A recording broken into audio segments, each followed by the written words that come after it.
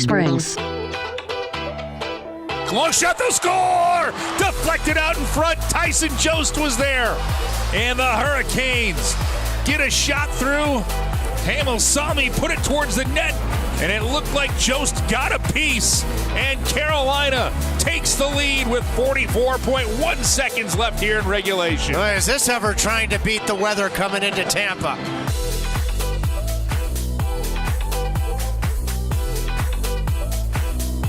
It's the Adam Gold Show. How you doing, everybody? I am Adam Gold. Over there is Graham Hill on the ones and twos. Alexei Hamilsami. I think that's the Hamilsami is the number 11, I think, at our friend Sean Hill's Jersey Mike's in Lewisburg. I think you can get it hot, and I get it Mike's way. There you go. The Hamilsami. It just sounds like a hot Italian sub to me. Do you like the seasoning, the vinegar spread all over it? You got to do a little oil and vinegar and spices. But I do light oil and vinegar. I don't need it swimming in it. Fair enough. You don't want it to be a pool. No. I don't want it to drip.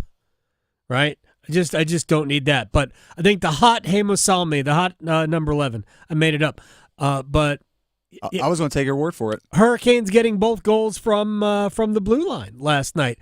It was Throwback Tuesday.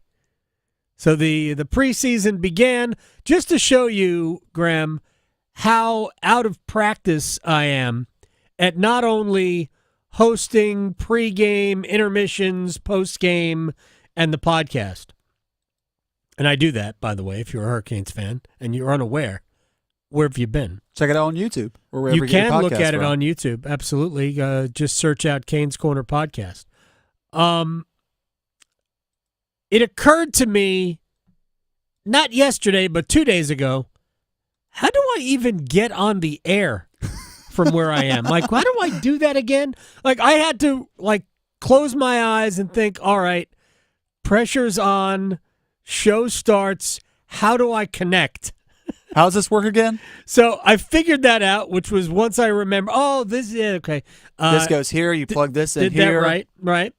And then I wasn't sure. What's the first thing I have to say? Or the sponsor is good.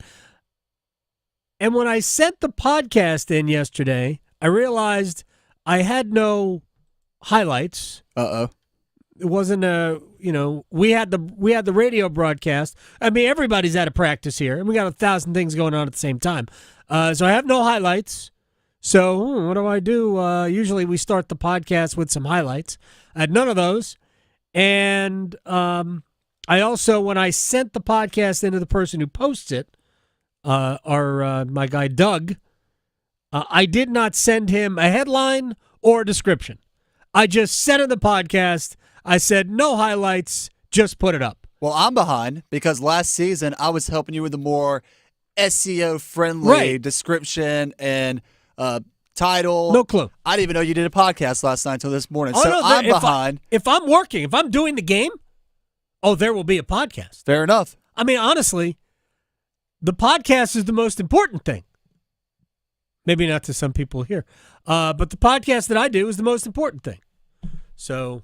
and we'll get into what I talked about as we talk about it. But, so we're back in the swing of it, and the Hurricanes just basically do what they do. Love it. Absolutely love it. Go down to Tampa and be the dominant Storm. We win. Well, speaking of Storm, Helene is going to soak a good bath to the southeast. I'm starting. It's not going to impact us here in the Triangle, I don't think, as much. I need to apologize. I'm starting to notice a pattern. One, I fill it on Wednesdays, so I look forward to hearing from Chip Patterson. Oh, my gosh. Two, can't wait for that. The last time I filled in, we were dealing with another tropical storm. So, as if you were already mad enough that Victoria wasn't here today. Debbie? Yes. Debbie? Because we talked to Randy Slack. So, as if you weren't mad enough that Victoria wasn't here today, I apologize for bringing another tropical storm with my presence to the Adam Gold Show. I'm not mad. I miss Victoria. I miss her laugh. I miss Victoria, the person.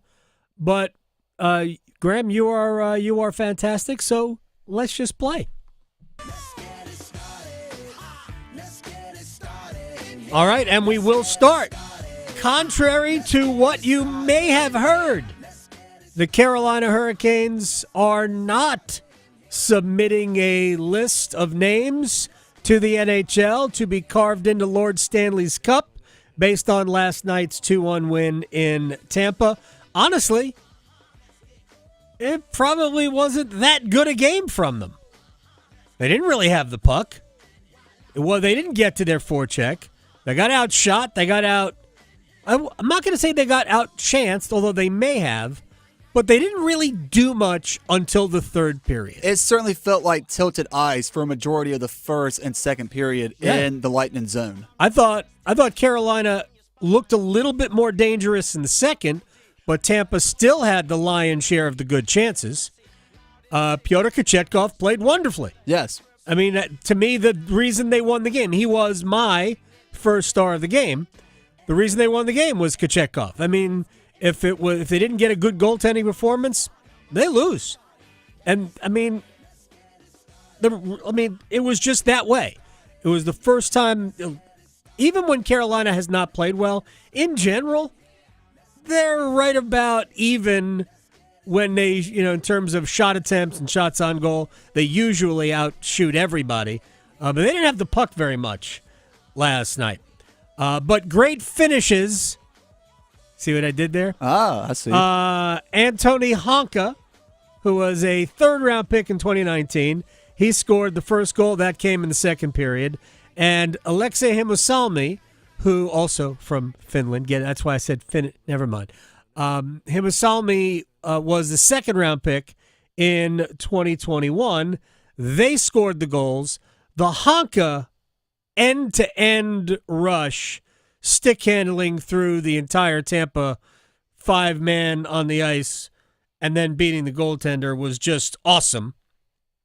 It's kind of what Honka does. His thing is offense, and he's got some history as being a good offensive player in the Finnish league.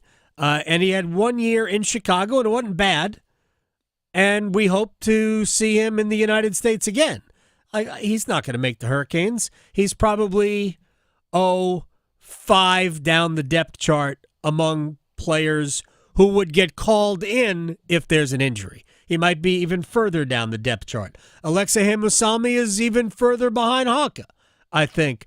Although Himusalmi was the guy who played with Dmitry Orlov last night, so maybe he has greatly improved. A couple of things that I talked about on the podcast I will mention here, and I know for those people who are listening locally who might have listened to our show Next Up, starring Paul Ihander and you, Graham Hill. Mostly Paul, starring Paul. Well, you asked the question. Because I babbled on the first one, I rambled on the first one. I think there were only 3 questions asked. That's my fault. Couple of things I talked about on the podcast. One, Kochetkov played really well. It's time for him to step up and be the 1A. I mean, he's not going to play 55 games for Carolina. He's not going to be that guy. But the split between he and Freddie Anderson, at least until the inevitable injury, possibly to both, because both have been susceptible over the course of their careers. And if given full health the entire season, I'm expecting something in the neighborhood of 46-36 in favor of Kochetkov. Anderson's not going to sit around and collect dust at any point this season. He's going to play plenty. But I think the organization would like to see Kochetkov be the guy. I don't think there's any mystery to that, and I want to see the head coach trust him, and I understand, and it's very possible that Rod Brind'Amour is either listening now or will listen to the best of the Adam Gold Show podcast later. I believe that he did not really trust Kochetkov in the playoffs. That's what I believe, whether I am right or not, because I go back to the series against the Islanders. Honestly, one of those 2 games on Long Island, either Game 3 or Game 4, should have been Kochetkov's start. Once he went with Freddie in Game 3, he tried to win it in Game 4 with Anderson. They didn't win it. That sent us back to the island. To Carolina. He stayed with Freddie, right, and they closed it out. Right? They closed that in series. 5. Right. And then, there was rest, so there was no reason to not stick with Freddie. But honestly, Freddie wore down because the end of that series, Anderson was no good. No good. And when Kochetkov did get in for Game 3 at home against the Rangers, Pyotr didn't play well. I understand what the final score was, right? At least 2 of the 3 goals the Rangers scored shouldn't have gone in. It almost felt like it was not thrown to the Wolves situation, but that series was leaning heavily towards the Rangers at that point when Kochetkov came in. Well, yeah, the Rangers had power play momentum, and Carolina started off the series horrendously. Yep. So, yeah, there was a snowball rolling downhill feel, but the Hurricanes had the lead.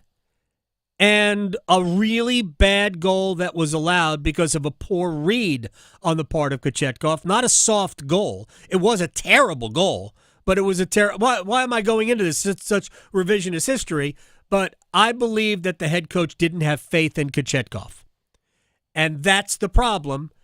If he had more faith in Kochetkov, I believe the plan was this. Had Pyotr played better in Game 3 and the Hurricanes won, we would have seen a run of games from Kochetkov. That's what I believe. But that game forced Rod to go, you know what? That's a terrible read. We're going back to Freddie. Anyway, went longer on that than I intended. So goaltending was great. We had the 2 goals from the blue line. Great for them. But the 2 things that really jump out at me that make me, that I dug into on the podcast, and I talked about it with you. The first is, there's not a battle for a roster spot between Jesperi Kotkaniemi and Jack Drury. They're both on the team. They will both play center. But where they will play is important. And I do think, Kotkaniemi, did I call him Kochetkov? Jesperi Kotkaniemi will start the season as Carolina's number 2 center. Sebastian Aho is 1, and with all respect to the head coach who doesn't want to number his lines, Kotkaniemi will be their number 2 scoring line center. Right now, or until today, Martin Necas is on the right, Jack Roslovic was on the left. Switch at practice today, which I have been talking about, podcast or here or wherever, Andrei Svechnikov played with Kotkaniemi and Necas. A couple of years ago at the start of the season, that line was on fire. Mostly because Necas and Svechnikov started the season great, but Kotkaniemi was the center on that line. He doesn't have to score. He doesn't have to be on the score sheet all the time. As long as he's doing the right things, those guys will take care of it. And I think they have good chemistry with each other. Anyway, with those 2 players, with Kotkaniemi and Drury, the head coach trusts the total game of Jack Drury way more than he trusts Jesperi Kotkaniemi. Not even close. Because Jack has proven it. He has proven it with his defensive play. He's proven it in the face-off circle. And believe it or not, both players had 27 points last year. That's a problem for Kotkaniemi, because if he's not going to be an offensive player, then Jack Drury is going to get the advantage. Last night, however, I thought both were very good. But for Kotkaniemi, the area in which he was outstanding will be the eye-opener for Rod if it continues. A guy who basically had won just about half of his faceoffs in, 3 years with the Hurricanes. The 1 year where they bought him away from Montreal and then paid him. He was 16 of 22 in the faceoff circle. Wow. It's like 73%. Nobody's expecting him to be a 73% faceoff guy. But he won a majority of their face. They actually won, I think Carolina won 36 faceoffs on the night. So he won almost half of Carolina's faceoffs. Drury was fine. Didn't get a ton of opportunities, 5 out of 10. Skylar Brind'Amour, by the way, was 7 out of 7. Yeah. Or 7 out of 14. He was 7 and 7. But I thought it was a strong overall game, end-to-end game for Kokaniemi. And to me, if you are Jesperi and you want to stay on the ice in the role you want, which is an elevated role where you might even get some power play time if they have a second unit. Right now, there really is no second unit, so we don't even have to talk about it. The way to do it is by becoming a 200-foot player like Jack Drury already is. So to me, that's the thing that KK has to do. If he does that, he'll get the time. You can't teach 6'3", 200. Jack is not 6'3", 200. You can't teach that size. I think he's skating well. And as long as he plays the right way, I think he'll continue to get that opportunity. But the preseason will determine, in my opinion, how much runway he's got before Rod goes, I want Jack there. You can hate it or whatever, but KK is going to have to play a complete game in order to maintain that spot. My opinion. This is no inside information. Other thing that struck me about last night, the three rookie, or they're not rookies yet because they haven't really played, the three prospects who played together, Bradley Nadeau, Felix Ungersorum, Jackson Blake, left to right on that same line. That lasted all of one period before Rod went, can't have them out there together. Because they got abused all first period. They were culpable for the goal. Felix Ungersorum, who's not a center, got beaten badly in the faceoff circle when he was out there. And then, from the second period on, Rod divided them up. He put Nadeau with, I think it was Kokaniemi and Brendan Lemieux on one line. He put Blake with Jack Drury and Tyson Jost on another line. And he had Felix Ungersorum playing, I'm not really sure, but it didn't matter.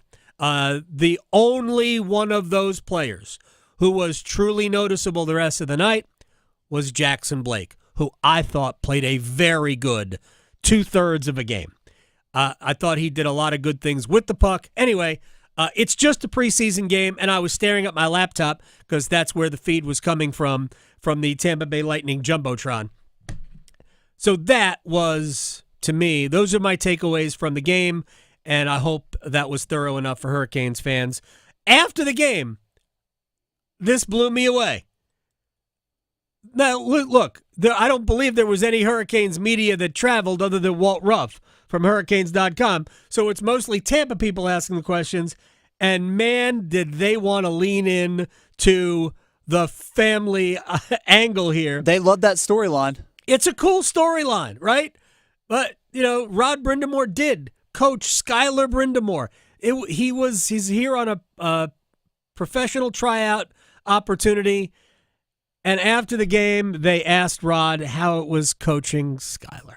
Yeah, man, it's a special moment we'll look back on, I'm sure, someday. But in the heat of it, he's trying to prove himself, and we're just trying to get through a day here. So, but it was nice moment. Sounds like Skylar was working out in the background, too.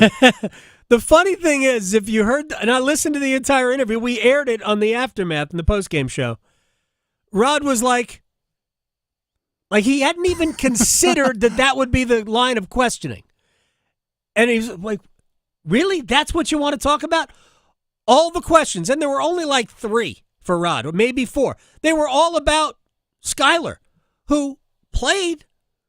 I mean, last night is not the impetus for him making the roster, not the Hurricanes roster, but the Chicago Wolves. It's not the impetus for that. And then they talked to Skylar. What? We talked to Skylar as well. What did it feel like to play for your dad? Yeah, I mean, it was good. Honestly, I didn't really think much of it. Once the game started, it was just playing hockey and trying to make most of the opportunity. And, I had a lot of fun playing. Always cool to put on an NHL sweater, and especially one from your hometown. I mean, he also seemed like, really? This is what you guys care about? You guys aren't going to ask about the last time I played in this arena for Quinnipiac. They did. Quinnipiac. There were 3 Bobcats. 3 Quinnipiac Bobcats dressed last night. Only 2 played. Yanni Peretz, backup goalie who didn't get in the game. He was their the goaltender, Skylar Brind'Amour, who had like 32 points, I believe, for the Bobcats that year. And Charles Alexis, I think it's Legault. I was listening on the Tampa Jumbotron feed, and they kept calling him Legault.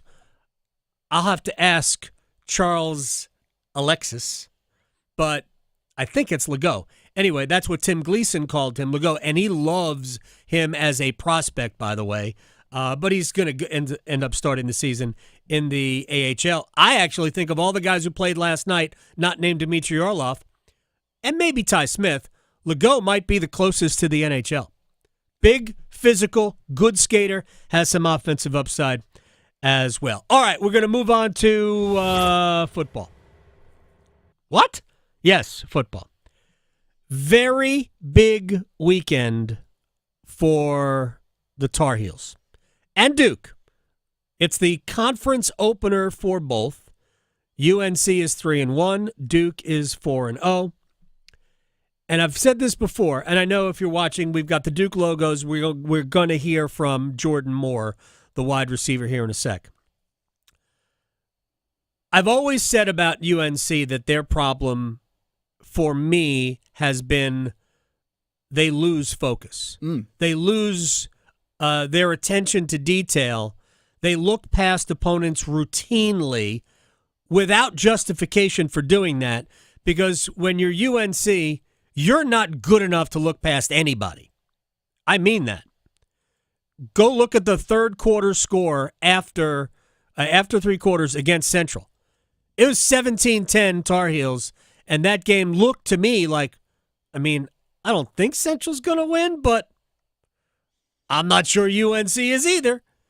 And then the final score was 45-10, and I know people probably looked at that and went, UNC had a laugher. Took care of it. No. A lot of that was because of self-inflicted wounds that Carolina caused themselves with a butt-ton of penalties, 16 in total for the Tar Heels in that game. Look, they're a walking mistake, right? And then they get 70 hung on them by JMU. But here's a real, this is a fact. Mac Brown cares about this week's game. And he has the ability to translate that care to his team. They are 5-0 against the Blue Devils since Mac returned. 5-0. Last two have been classics, high-scoring classics, but Mac Brown is 5-0 since his return. Now, the Blue Devils have really been fun. They could be 2-2. They could have easily lost the game to Northwestern that Friday night in Evanston. They could have easily lost the game to UConn. They had the lead, blew it, and had to come back to win that game against the Huskies. But boy, did they look impressive at Middle Tennessee this past weekend. They can throw it. But Jordan Moore, the wide receiver, I think he only caught one pass against Middle Tennessee. Yeah, he got bruised up a little bit in the previous game, so he didn't play for a majority of either the third quarter or fourth quarter. He's an NFL guy. Yeah. I think Jordan Moore's an NFL guy. Anyway, what would it mean to finally beat the Tar Heels? A win would mean a lot to me, to the program, to the school. But we have to understand that this is another game in our path of our ultimate goal. And, we just got to take it week by week, 1-0 every week. And we just have to master the things that we can master and control the things we can control. And I think that our team has the same mindset as I'm explaining to you. And I think that will make us successful throughout the season, just understanding that every game is such an opportunity and a blessing to be playing. And we just got to do the best to our abilities and master what we can. All right. I'll ask you this question, Graham. A lot of coach talk there. There was tons of cliches without getting he didn't say control the controllables. That would have been bingo. What do you think Duke's ultimate goal is? I think it's just realistically. What do you think? What do you think their ultimate goal is? Not what we think their ultimate goal is. Do you think? I'm going to ask the question directly. Do you think Jordan Moore is suggesting that Duke's ultimate goal is to win the ACC? I think so. Coming to the season, I remember Chip Patterson. I'm not trying to beat up on Chip. I'm just using him as a point of reference. When he did his over-under win Right. totals. He had the Blue Devils at 4. Right. They've already matched that. So now, and I think if you ask anybody, myself and Paul Eihander on Next Up, said the goal was just to get back to a bowl game. Keep building on what you've been building on the past couple of seasons. Now, when you look at what they've been able to accomplish, and you look at kind of how funky the ACC is, who's to say it's not open for the Blue Devils to go out there and grab it? What, the league? The league, yeah. No, stop. I mean, come on, Adam. They're a 3-point favorite this week. If they don't beat Carolina, it's very possible the next game they will win is Wake Forest at the end of the season. Duke drew a murderous conference schedule. Do you still think the gauntlet is the gauntlet? My for gosh. the Blue Devils? Honestly, if you told me in 2 months Duke would be hoping to get into a bowl game based on APR, I would say, yeah, I can see it. And I don't think Duke's bad. I think Duke's schedule is super hard. But going into the season, same thing. I agreed with you. It was a murderous road. But Florida State's no longer what Florida State was coming to the season. NC State, that game's at Carter Finley, but that's a winnable game just on based off how NC I didn't State's say been Duke playing. couldn't win any of these games. It's still a tough stretch. I agree. I think they have the toughest schedule in the league. I agree with that. And 100%. I mean, like I said, Duke win this one. The rest of them, not that. And this is hard. This North Carolina game is going to be hard for Duke. We're going to talk to Darin Gantt about the Panthers on the other side. Chip Patterson will come along in about 45 minutes, and we'll talk more about the ACC and somebody named Matthew Sluka. I love this story. We'll get to that later on. Darin Gantt, Panthers.com next. Going beyond the box scores. Adam Gold on the North Carolina Sports Network. Move your sports day forward. They played a complete football game, in which it paid off for me in spades. I was able to gas up my car today thanks to Andy Dalton's 319-yard performance. I appreciate that. I do. And y'all should appreciate that too. If you're a Carolina Panthers fan, it's okay. It's okay to be happy today. Pound your chest. There are other teams in bad places. Get set up. Join Next Up with Paul Eihander. Mornings at 9 on 99.9 The Fan, the Triangle Sports Leader. Adam Gold here from my friends at FanDuel, America's #1 sports book. And let's get started on Week 4. Think about it right now because Thursday's not that far away. $200 in bonus bets guaranteed to new customers when you make your first $5 wager. Cowboys at Giants. Boy, does Dallas need a win, and they need a win convincingly. Giants aren't that good. CD Lamb's going to have a big day. Dak Prescott should have a big day. Who knows? Dallas needs the win. FanDuel.com/Adam Gold. Make every moment more this season with FanDuel. FanDuel.com/Adam Gold. FanDuel is an official sportsbook partner of the NFL. 21 and over and present in North Carolina. First online real money wager only. $5 first deposit required. Bonuses issued as non-withdrawable bonus bets which expire 7 days after receipt. Restrictions apply. See terms at sportsbook.fanduel.com. Gambling problem? Call 877-718-5543 or visit morethanagame.nc.gov. Are you in charge of running the building maintenance plays at your workplace? If you're facing roofing issues, you gotta get RoofWorks into the game. Hi, this is Holly with RoofWorks. You can count on us to be your MVP when it comes to taking care of your commercial building roof. We handle leaky roof repair, coatings, total replacements, upfits, and we even do commercial gutters. Let us show you what a valuable addition we are to your building maintenance team. Contact us today online at roofworks.com. That's roof, WERKS.com. Just when you thought the world's largest beer garden couldn't get any better, it's game on at the Raleigh Beer Garden. Hop Shots Mini Golf, their new 18-hole miniature golf course, is now open to all ages. Putt away and enjoy foosball, ping pong, and cornhole, plus all the mouth-watering food and refreshing beverages you already love at the Raleigh Beer Garden. Compete with friends, family, celebrate a special occasion, or have your next event at Hop Shots Mini Golf at the Raleigh Beer Garden, 614 Glenwood Avenue. We want to invite you to Atlantic Spas and Billiards to bring more relaxation, wellness, and fun to your home. Sit in a hot tub for Hot Spring or Caldera, relax in a hot sauna from Finleo, or swim in our showroom in our endless pool. We have a fully stocked game room showroom with darts, ping pong, foosball, air hockey, pool tables, and more. Everything we sell for your home, from hot tubs to grills, from saunas to pool tables, promotes relaxation, wellness, and fun. Atlantic Spas and Billiards on Glenwood Avenue in Raleigh and Market Street in Wilmington, AtlanticSBNC.com. Our state's future begins with our students. That's why the North Carolina Education Lottery has contributed over $10 billion to education. Through scholarships, school construction, support staff, and pre-K programs, lottery dollars move our state forward, helping students become the best versions of themselves. Visit movingncstudentsforward.com and share how your student or school community has benefited for a chance to earn $2,000 for your story. Must be 18 to play. Problem Gambling Helpline 877-718-5543. Lowe's knows it's easier to make the right calls when you have the right team. That's why our Lowe's Red Vest associates can help with game time decisions. Plus, use in-store mode on the Lowe's app to find what you need. Under pressure at home and want it soon? Order online by 2 p.m. to get it same day. Same day valid on eligible in-stock items and select zip codes only, subject to driver availability. Fees vary based on purchase. Exclusions and more terms apply. See Lowe's.com/same-day delivery for details. This is Adam Gold.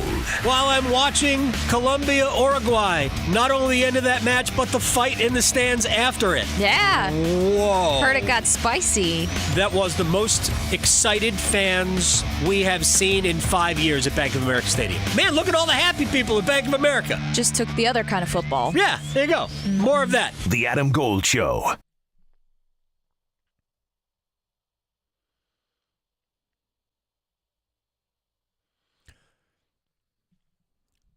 It's the Adam Gold Show. I'm Adam Gold. Singer-songwriter Wednesday on the program. Graham Hill on the ones and twos. I'm sure Darin Gantt bops to this. He joins us on the Adam Gold Show from Panthers.com. We asked the old guy. So let me ask the old guy. This is the obvious question. Obviously, the mood is peppy. I'm sure America is coursing through the locker room on Mint Street. But was there a change in mood just with the decision to go to Andy Dalton from Bryce Young last week? Certainly it's great now because Dalton played fantastic. But what was your read on the mood with the decision to sit Bryce Young? Well, I think there are a couple of things at play at once here, Adam. And by the way, I am down with America. I will listen to it. I was beside myself the other day. I got in my car and the Yacht Rock radio channel was gone from Sirius in its normal spot. That threw me for a loop. But as it pertains to the Carolina Panthers, I mean, everybody was ready to do something different, I think. I think guys were frustrated at struggles on offense. It wasn't personal against Bryce by any stretch of the imagination. He's still got a lot of supporters here and, a belief that he can get himself right. But I think everybody kind of acknowledged needed to take a breath, needed to stop doing the thing you were doing that wasn't working and try something different. And because Andy's got such a gravity about him, I mean, it's not just that he's, closer in age to us than a lot of other quarterbacks might be.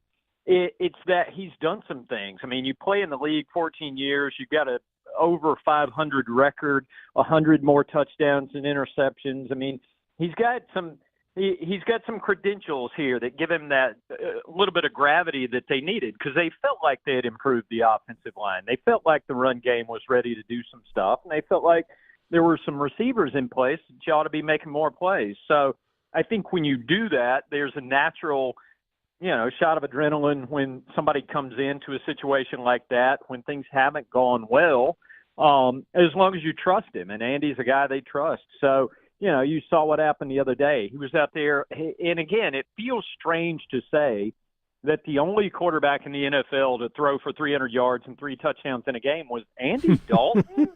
I mean, it sounds bizarre. We know he's capable of it. I think it kind of speaks to where the position has gone. Right. It's getting harder to find those guys. And, maybe it's because the college game is so different than the NFL game in a lot of really material ways. But Andy, is capable of playing the NFL game and playing it pretty well. Yeah, and he hadn't played a ton of football over the last several years, so he might be kind of a young 36, right? So look, I'm not making. I mean, he might be. There's a little bit of tread left on those tires. Look, I'm not looking any further down the road than the next couple of games. Yeah, to us, he's a young 36. I mean, to other people, maybe not. But, yeah, he's probably not listening to America on his beats. Yeah, I don't know. Maybe not. I mean, he might. He's got kind of an old spirit. I'll have to ask him that later.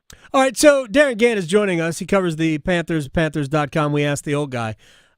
So he played great. By the way, we can have a longer conversation about the state of quarterback play in the NFL and how the college game impacts that, how the impatience with quarterbacks impacts that. We're staring at a situation where Trevor Lawrence, the first overall pick, several years ago, is likely going to lose his job. Doug Peterson is clearly feeling the pressure with the Jaguars because he might lose his as well.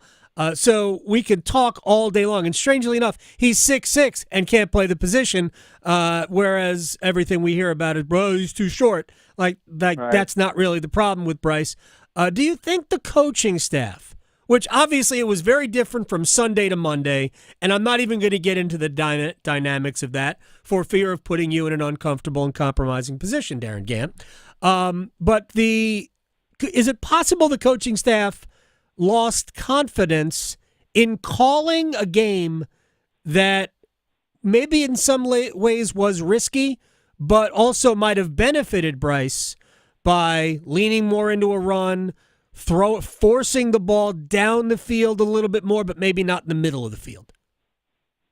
I think there were things that could have been done differently. I think, and I don't mind saying this. I mean, the bottom line was Dave Canales made that change because he decided to coach the entire roster, and make decisions based on 52 guys and not just one. So, they felt like, again, there were parts of the game that could work better. I think there were things, the problem with Bryce in the first couple of weeks, it was like, it was so unlike what we had seen throughout training camp. I think that's why it was jarring to a lot of people. I mean, throughout the spring, throughout training camp, joint practice against the Jets, the greatest drive in preseason football history in Buffalo. All those things look completely unlike what we saw. And it's like when the first bad thing happened against the Saints in week 1, then we just went in the Wayback Machine to 2023. And it was Frank Reich. No, it's Thomas Brown. No, it's Frank Reich again. No, Frank's gone. No, all that back and forth and not really knowing what was going on from 1 week to the next last season, but it looked like he had reverted a little bit. So that's what I think has caused a lot of people. If you hear guys in that locker room say, hey, Bryce is going to get this right. We believe that Bryce is going to get this fixed and he can be the guy again one of these days. I think they're sincere in that because they've seen it. I mean, through the entire offseason, it looked completely different. And there's no question it did. And that one series, actually it's not that one, forget about the series against Buffalo's uniforms, which, and you and I talked after that. I mean, I saw a couple of things that I didn't like, even though they went down the field and scored a touchdown. We don't have to get into that. But the joint practice day against the Jets, I remember talking to you about it afterwards. That was impressive stuff against a very good, albeit not completely healthy, but a very good Jets defense, where Bryce was basically the star of the day. Terrace Marshall was good. Jonathan Mingo was good. The offense looked functional, and something happened on the way to week 1 and then week 2, which was strangely enough significantly worse than week 1, and week 1 was bad. What do you think? How do they get Bryce? If that's still the plan, and it would be fair if it wasn't the plan, I believe. How do they get Bryce right? Well, I think the first thing to do is sort of stop the bleeding. I've used the phrase "get him in out of the rain" a good bit in the last couple of days, and I think that's the first step, is prevent bad things from compounding. And now that they've kind of gotten him out of that cycle, is just let him watch Andy for a little bit. I mean, sit back and look at the things Andy's doing specifically in that pocket, specifically, certain things he was able to do offensively, certain throws he was able to make, and just be able to look at it with a fresh set of eyes. I mean, sometimes you just need to step to the other side of the room and look at it from a different perspective, and you might see it differently. But I think the other thing, that they've got to do, and I think this was important the other day, he was completely engaged in the process.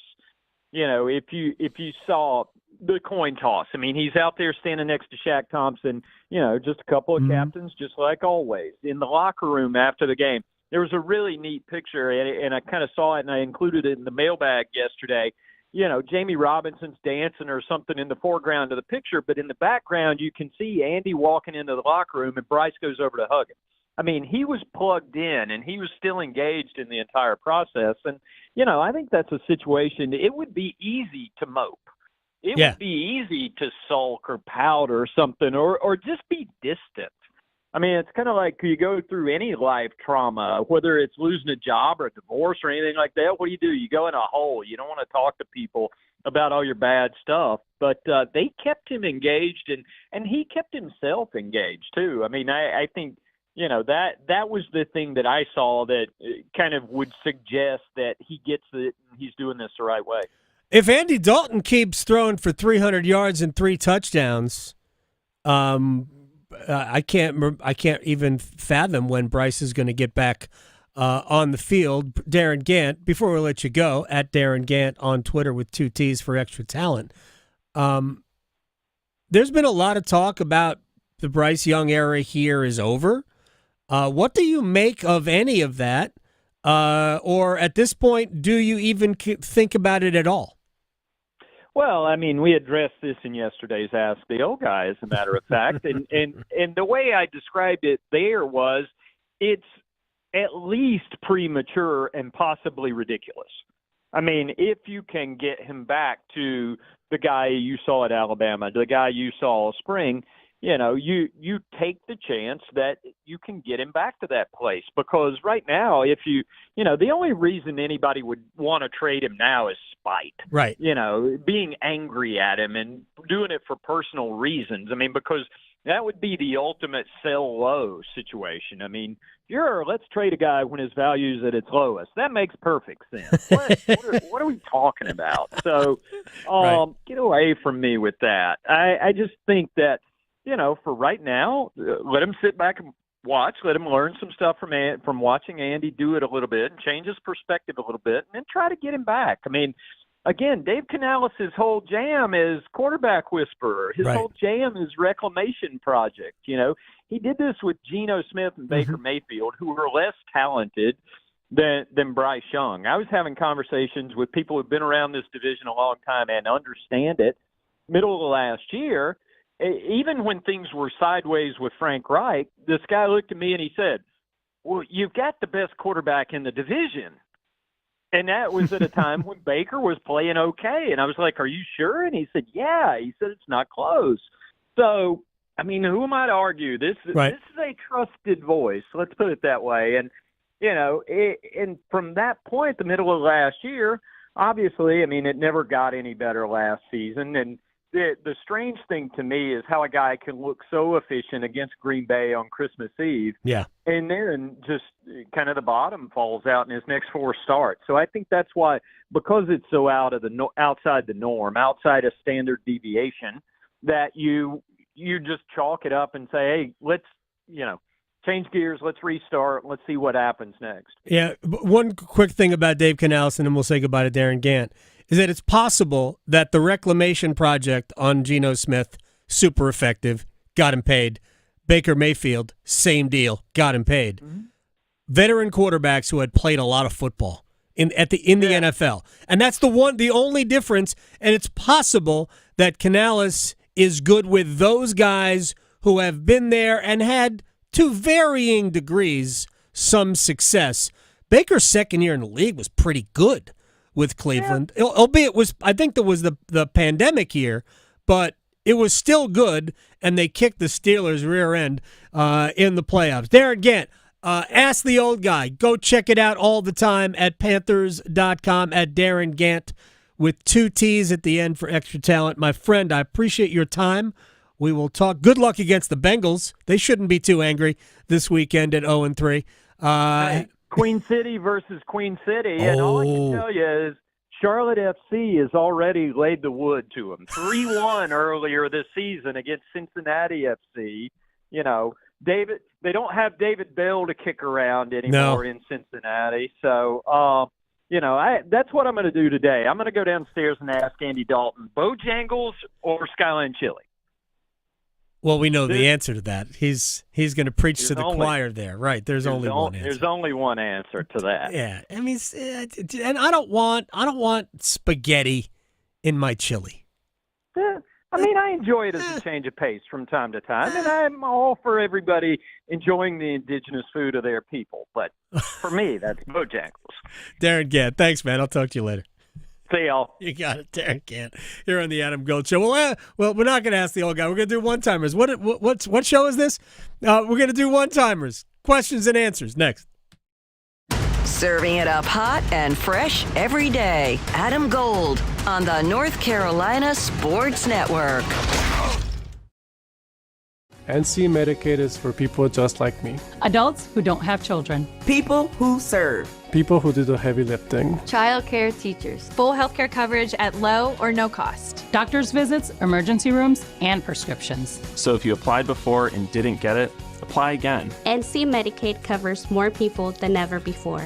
Get full healthcare coverage at low cost, no monthly fees, and $4 max copays. NC Medicaid is for more people. See if you qualify at medicaid.nc.gov. ACT Construction Equipment is proud to be your certified local Takeuchi dealer in Charlotte, Winston-Salem, Asheville, Wilmington, and Myrtle Beach. Takeuchi has long been a world leader in the compact construction industry. Let ACT Construction Equipment help you find the right machine for the job. Our full line of excavators, track loaders, and attachments are designed for low maintenance and high productivity. Visit us online at actce.com to schedule a demo. ACT Construction Equipment, your authorized Takeuchi dealer. NASCAR's Wild Card Weekend. It's a blur, just how it's supposed to be. Wide open weekend, Wild Card race. The ultimate NASCAR experience. Camping, concerts, tailgating, and an edge-of-your-seat thrill ride in NASCAR's playoffs. Think your driver's making the cut? Good luck. The Bank of America Robo 400, October 12th and 13th. It's a wide-open weekend and a wild card race. Get your tickets today at CharlotteMotorspeedway.com. Since the pandemic, life expectancy in our state has declined, and Cone Health is pledging millions of dollars and countless man-hours to address health disparities in medically underserved areas of the state. We'll talk with Dr. Olujegede, who is helping to lead Cone Health's Catch 5 in 5 initiative. The North Carolina Healthcare Association and the North Carolina News Network invite you to learn more on this month's Conversations on the State of Healthcare, wherever you listen to your favorite podcast or by visiting nchealthcare.org. The 2024 elections are just around the corner, and older voters are the nation's most active. The AARP North Carolina Voters Guide has information about upcoming election dates, registration deadlines, and voting options in North Carolina, such as voting by mail, early voting, or voting with a disability. Find the guide in the voters section at aarp.org/NC and listen each week to AARP Without Limits for important election news and much more. You can find the latest episodes of AARP Without Limits wherever you listen to your podcast. Psst. Hello there. It's me, your internal clock. Yes, the one you sleep through on weekends. You've probably heard my TikToks, but I'm straight up sounding the bell now. It's almost time to start applying for college. That means you got transcripts to gather, letters of rec to request, and campus tours to schedule. But hey, we got time, and we've got CFNC. CFNC.org can help us plan, apply, and pay for college. We got this, trust me. Just visit CFNC.org to help us stay on time. You don't need a 4-year degree to have a rewarding career that makes a difference in people's lives every day. As a public power line worker, you'll build and maintain a locally owned and operated electric system to keep the lights on in your community. 4 months in a community college program provides the training you need to begin your career as an apprentice line worker in public power. And being a local government employee in North Carolina comes with excellent benefits. To learn more about line worker and other public power careers, visit electricities.com. Since the pandemic, life expectancy in our state has declined, and Cone Health is pledging millions of dollars and countless man-hours to address health disparities in medically underserved areas of the state. We'll talk with Dr. Olujegede, who is helping to lead Cone Health's Catch 5 in 5 initiative. The North Carolina Healthcare Association and the North Carolina News Network invite you to learn more on this month's Conversations on the State of Healthcare, wherever you listen to your favorite podcast or by visiting nchealthcare.org. This is Adam Gold. And I did have to use two screens at one point, or a couple of points, and I don't like it. I can't watch two games at the same time. There's a lot going on. I'm sorry. I'm incapable of doing that. Because there were times where, I forgot this other game was on in front of me. Yeah. The Adam Gold Show.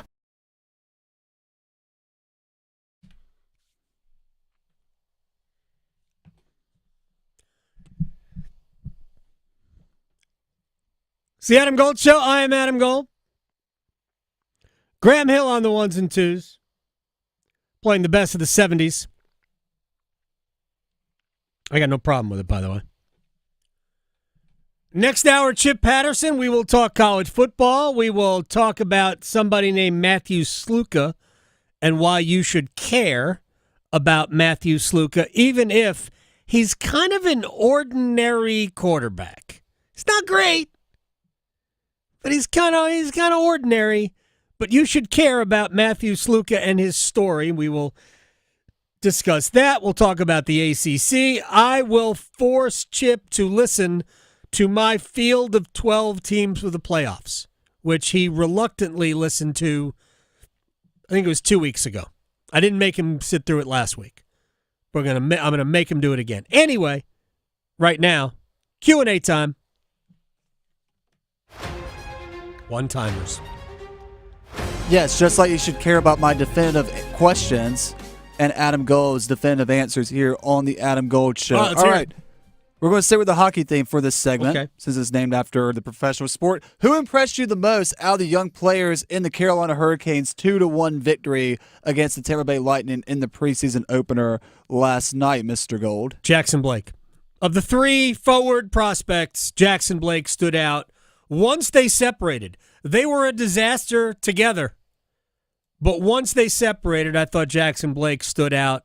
Patience with the puck, reading plays. I thought he was very good. I mean, okay, so just to follow up on that, what do you think it was that kind of wasn't allow them to mesh? Is it just the inexperience of playing at this level of NHL hockey? Adults got in the way. I'll regale this story. This goes back to Martin Necas's first season, which he played 7 games with the Hurricanes before they sent him to the minor leagues. At that point, the Hurricanes minor league affiliate was in Charlotte. Right. And he won an AHL championship that year, right? He was part of a Calder Trophy winning team, Calder Cup winning team with the Checkers. Rod Brind'Amour, Necas was playing center at that time. He said, I couldn't send him out there because as soon as they saw Necas on the ice, they were sending grown men over the boards. Yep. And Tampa's team last night was similar to Carolina's. Not a lot of star power, a lot of veterans. And I thought it was noticeable that those three guys couldn't get control of the puck, and Felix Ungersorm couldn't win a faceoff. You got to remind yourself that these are kids, and I feel weird saying kids since these three players are like 6 years younger than me. Blake's 21. These are kids outside of Blake playing a grown man sport. That's a kid. Blake's 21. He's a little bit bigger in terms of physical stature than Seth Jarvis, but he's not Seth. He's different. But he's got a lot of promise. I was impressed once he got on a line with other grown men. I liked it. Yeah, credit to Blake, who's 21. I acted like a kid myself at that age, so fair enough. Moving on to college football. And I know we're only 4 games into the season, but with a 2-2 record and 2 blowout losses against teams that were supposed to set the tone for their season, have we hit the metaphorical crossroads in NC State's season, similar to what we saw last year after the Duke game? No. First of all, in retrospect, did we overrate State? Yeah, we did. The offensive line isn't as good as we hoped it would be. they're not running the ball effectively against good competition. They didn't run the ball really effectively against mediocre competition, Western Carolina and Louisiana Tech. Stats be damned. We can watch. So that's the issue. Grayson McCall, we don't know. We still don't know about McCall. And frankly, it might not matter because C.J. Bailey, I think, is going to be the quarterback until further notice. Should be. But I don't think we're done with NC State as a good football team. It's very possible Tennessee, who I believe is a playoff team, and Clemson, who I also believe is a playoff team, are simply better. And games got out of hand, and State isn't as good as we thought they would be. So I don't think we're done with State as having a good season. What does that good season look like? 8 wins, 9 wins, still a good season. Not as good as we wanted. Do you have another quick one? Out of the rookie NFL quarterback classes, Jaden Daniels the best so far. Gosh, yeah, yes. Jaden Daniels looks like he is all that. But again, we've only played 3 games, and not all of them were gems. Raleigh to Boone, Charlotte to Chapel Hill. Your Carolina is covered. Adam Gold on the North Carolina Sports Network. It's Tim Donnelly for Window Nation. Did you know that most of your home's cold AC this summer leaked out through your old windows? Save money year-round with energy-efficient ones from Window Nation. Right now, buy 2 windows and get 2 free. Plus, pay nothing for 24 months. Love your windows like Albert, who says great value, great product, and great customer service. Hurry, sale ends September 30th, so schedule a fast in-home estimate right now at 866-90NATION or at windownation.com. Buying or selling a home is a big deal, literally. It's one of the largest financial transactions you're likely to make. So work with someone who will work with your best interests in mind. Someone who agrees to operate with transparency, honesty, and fairness every step of the way. Realtors are members of the National Association of Realtors and are bound by a strict code of ethics that requires they put your interests above their own.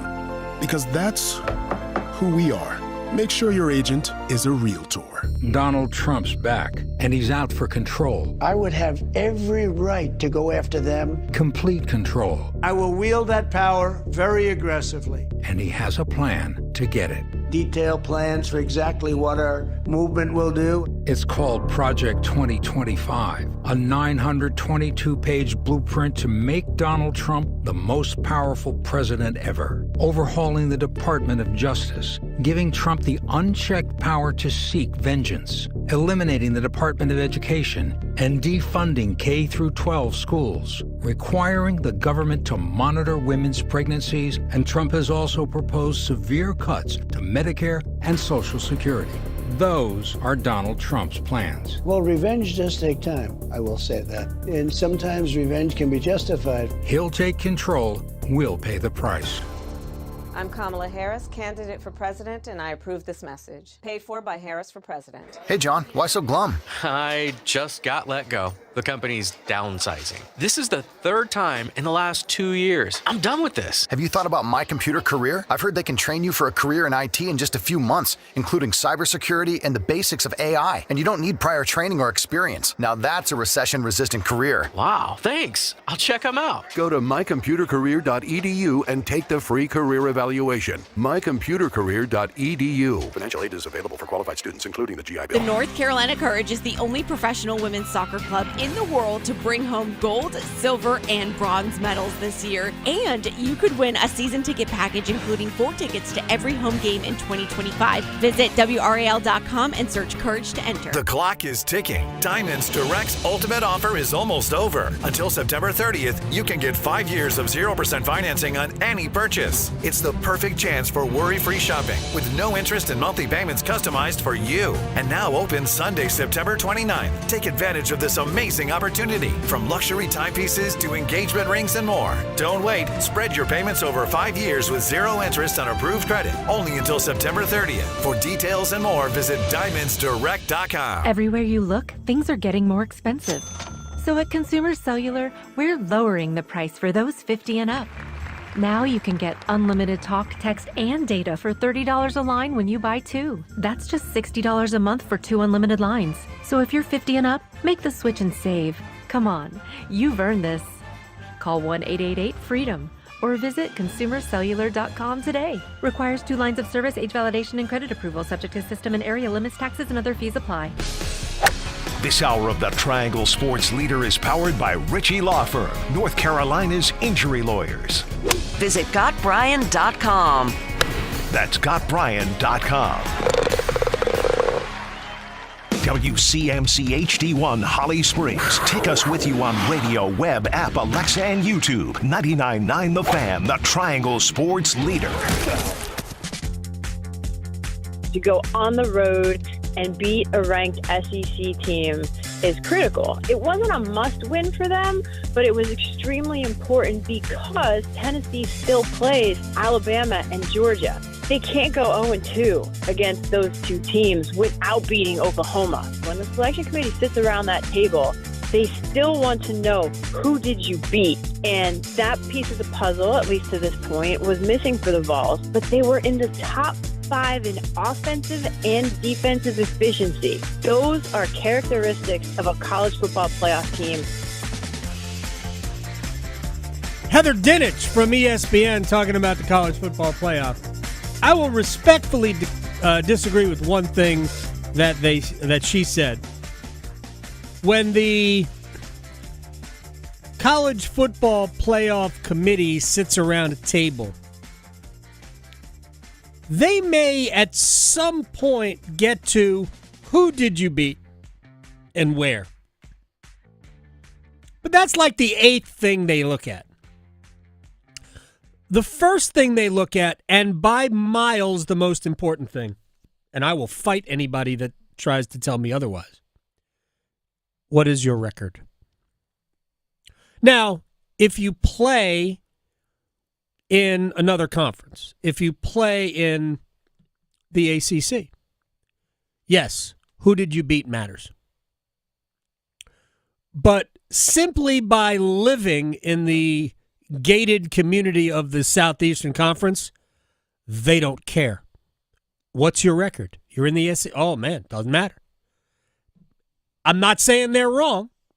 I'm just saying that's the way it is. Like, I put together my field of 12, and we're going to talk to Chip Patterson about this coming up in about 15 minutes. I put together my field of 12, and I have, I'll count them, but at least 6, maybe even 7 SEC teams in. Texas, Georgia, Tennessee, Alabama, Ole Miss, Missouri. So I've got 6 of the 12 teams that hail from the SEC. To add on to that, by the way, hello, Greenville and Charlotte and all of our network programs. Is it fair to also say what matters is where you start and where you ended as far as the top 25 college football rankings? No, I don't think – I think we're over that at this point. If it was a 14 format, then yeah, maybe that would still hold. I think we're over where you start matters. I think your record is really what matters. Because remember, the College Football Playoff Committee rankings don't begin for at least, another almost 6 weeks. Yeah. So I don't believe it matters where you started. Now, with the AP and all that and the coaches poll, yeah, that matters. But I don't believe it matters where you started now. Because if you started outside the top 25, but when we get to the time where the committee is meeting and you are 8-0, I don't think they'll give a rat's who you played, especially now they got to come up with 12 teams. Yeah, you'll get in. Your record will determine whether or not you get in, and they will not care how you got that record if you come from the right conference. And to an extent, the Big Ten, even though there's no justification for giving them the benefit of the doubt, is also the right conference. Right now, I have, obviously, Ohio State, but I only have one other Big Ten team in my 12, and that is Oregon at 9. And even that's with some, good but not amazing performances. Some things going the right way for the Ducks. Southern Cal would have been my team, except they lost to Michigan, who we know not to be that great. Yeah. So Oregon hasn't lost. They weren't super impressive over Boise State. They weren't super impressive in the Civil War against Oregon State. Actually, I don't recall. It might have been. It was maybe Washington State. The game was the Apple Cup. They played the Apple Cup in the Civil War. They weren't impressive in their season opener. What, Oregon? Yes. No, they were not, right? At home. Yeah. So who knows? We got a long way to go, but they won't care who you played. They only care who you played if you're not in one of their favorite conferences, because that's just the way it's always been. At best, who you played becomes a tiebreaker for them to prove a point. All right, second look at news of the day, and I will, because we played. We talked so much about the Hurricanes in the beginning, and we're going to talk about the Canes coming up a little bit later on. We'll leave the Hurricanes to the side. So let me just start here real quick. College basketball schedules are out. It's crazy to think about. I mean, honestly, next week's October. I attended NC State's Media Day last week, and I'm also going to Duke's Media Day this upcoming Friday. I'm sitting here in my calendar going, am I sure I have this written down? I'm going to a basketball Media Day? So, yes. I mean, they all had them. We have Operation Basketball, the ACC Basketball Media Day in Charlotte next week coming up. And I'll be here. I'm not going because it's football season. And I have a hard time, admittedly, getting into basketball season when it starts. I get there, but I have to kind of force myself. I'm early in hockey. The baseball postseason has probably just wrapped up. We're in probably the best part of the college football season, right? The late October, early November part, which is the best part of the college football season. So it's hard to really get myself into it. But I have this question. Did I miss Kansas joining the ACC? Huh. You know, all three ACC Triangle schools play Kansas this year. Yep. So Carolina's out there in early November. Duke plays them in Vegas, I believe, around Thanksgiving. And State, is Carolina out there, or is that game neutral site? I want to get this. I need to double check because that's about Carolina's at Kansas, and State is at Kansas. Yeah, and State is at Kansas in the middle of December.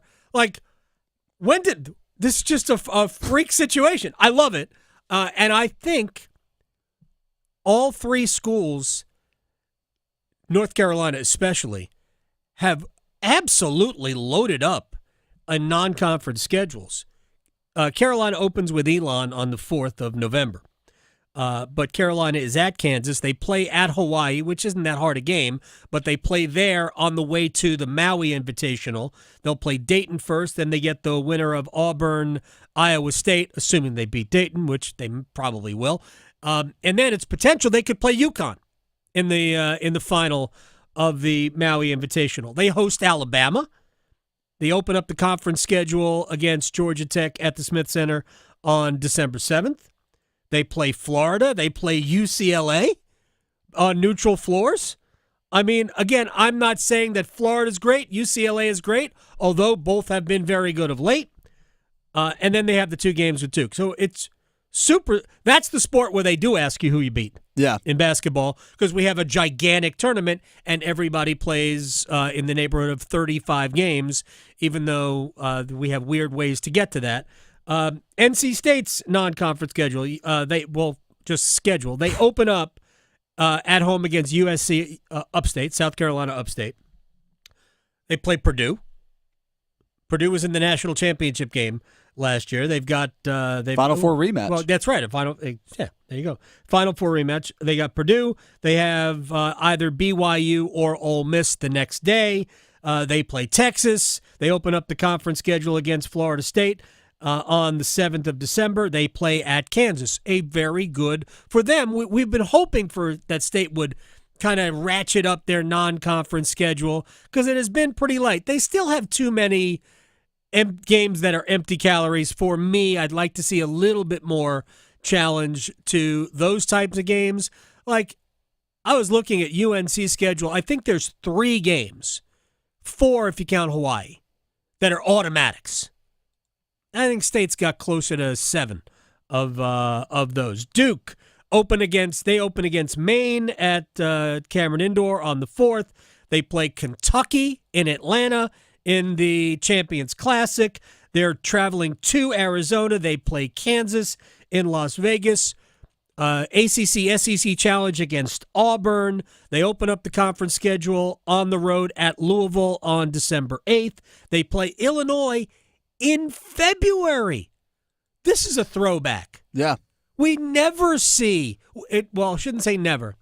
It's been about a decade, maybe more, since ACC teams routinely played non-conference quality opponents in the mid to late conference season. Now, I remember a time I covered games where Duke played Georgetown or St. John's or UCLA in February. In fact, I mean, my memory is not amazing anymore because I'm an old blank. But if I'm not mistaken, Duke, the week before they played Carolina to close out the season, they hosted UCLA. I think it was the Saturday or the weekend before they closed the season out against UNC. They played UCLA at Cameron Indoor Stadium, and they had like an auxiliary gym for all the media that was covering that game. So, yeah, it's good to see. It's good to see these types of games. Oh, I love it. And Duke's preseason schedule is even tough. The Arizona State exhibition. I'm kidding a little bit. When you look at this schedule, it's the Brotherhood. Yeah. It's the Brotherhood run. It's the Brotherhood Classic or Brotherhood exhibition. When raising money. When you look at Carolina and Duke, it is for a good cause. When you look at Carolina and Duke, this is expected. NC State is the interesting factor in all this just because in previous years, that's been the knock for Kevin Keats, right? Oh, he doesn't schedule tough enough in the non-conference. They might play one classic against Kansas or similar. After you make it to a Final Four run, I hate to tell you, Wolfpack fans, this is what's expected out of you as a basketball program, to beef up your schedule, play Kansas, play Purdue in a Final Four rematch. And the battle for Atlantis, I'm pretty sure, is where that game's taking place. I have no idea where And then NC State versus Texas. Home court advantage for the Wolfpack at PNC Arena on the ACC There SEC is no such Challenge. thing as PNC Arena. There's tally number 2. That's the second time I've done it. Lenovo Center. The big laptop. The laptop charger or the charging station. There you go. Chip Patterson, we are going to talk to him about Matthew Sluka and about the college football playoff and other matters of the college football heart. Next. Going beyond the box scores. Adam Gold on the North Carolina Sports Network.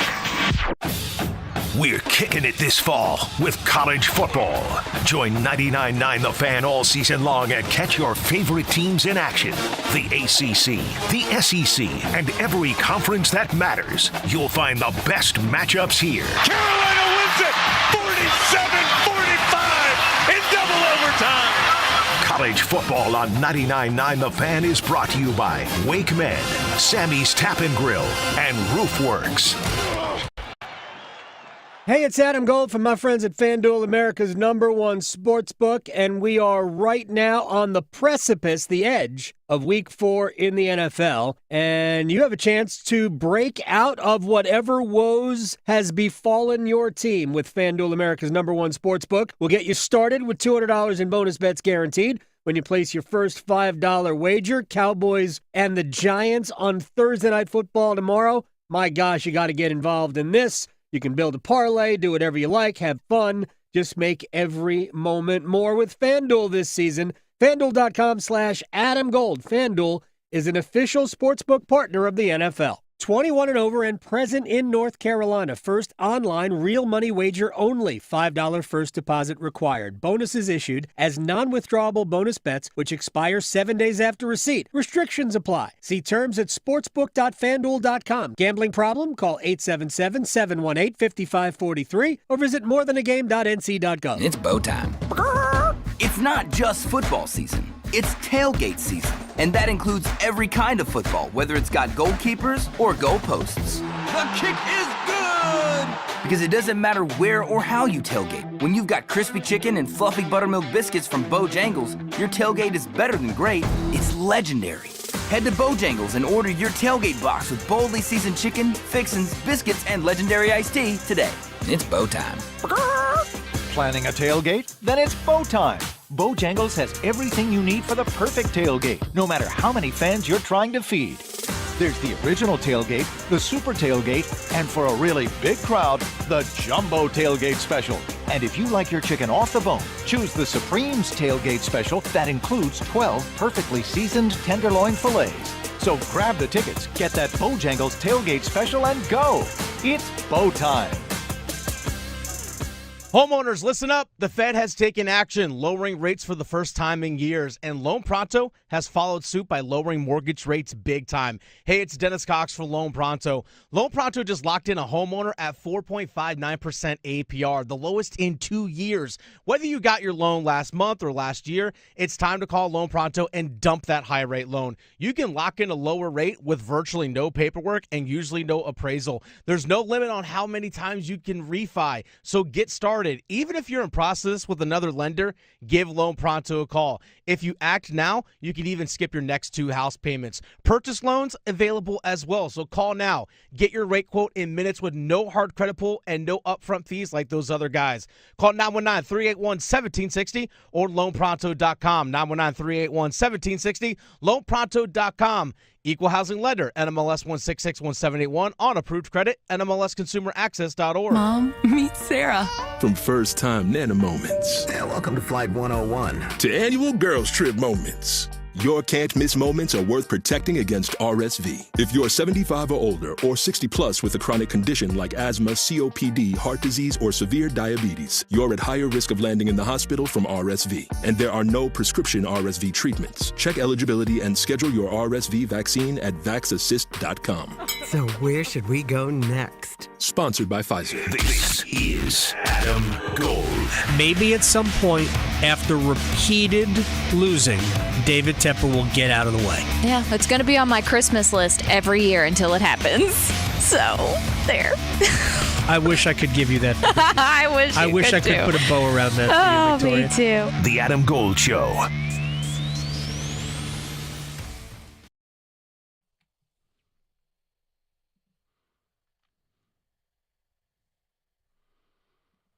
It's the Adam Gold Show. I'm Adam Gold. Victoria on assignment. We are graced with the ones and twos musical taste of Graham Hill today. And we are graced, blessed to have, as always, on a Wednesday at this time, the one and only Chip Patterson from the Cover 3 podcast, CBSSports.com. They went live today. And I know you were discussing Matthew Sluka. I was unable to kind of dip in and eavesdrop on that conversation. People are going, who the hell is Matthew Sluka? He played 4 years at Holy Cross. Mm-hmm. It's good. He got what he claims was a $100,000 promise, albeit not in writing, from the UNLV football collective. Got there. The Rebels, I don't know if they're running in football. They are in basketball. The Rebels are 3-0. They just upset Kansas to knock the Jayhawks out of the ranks of the unbeaten. And because he's only received $3,000 of the $100,000 for moving expenses, based on what I've read, he bounced. He went, see ya. I'm preserving my red shirt and getting out of the desert. It's an interesting story, Chip.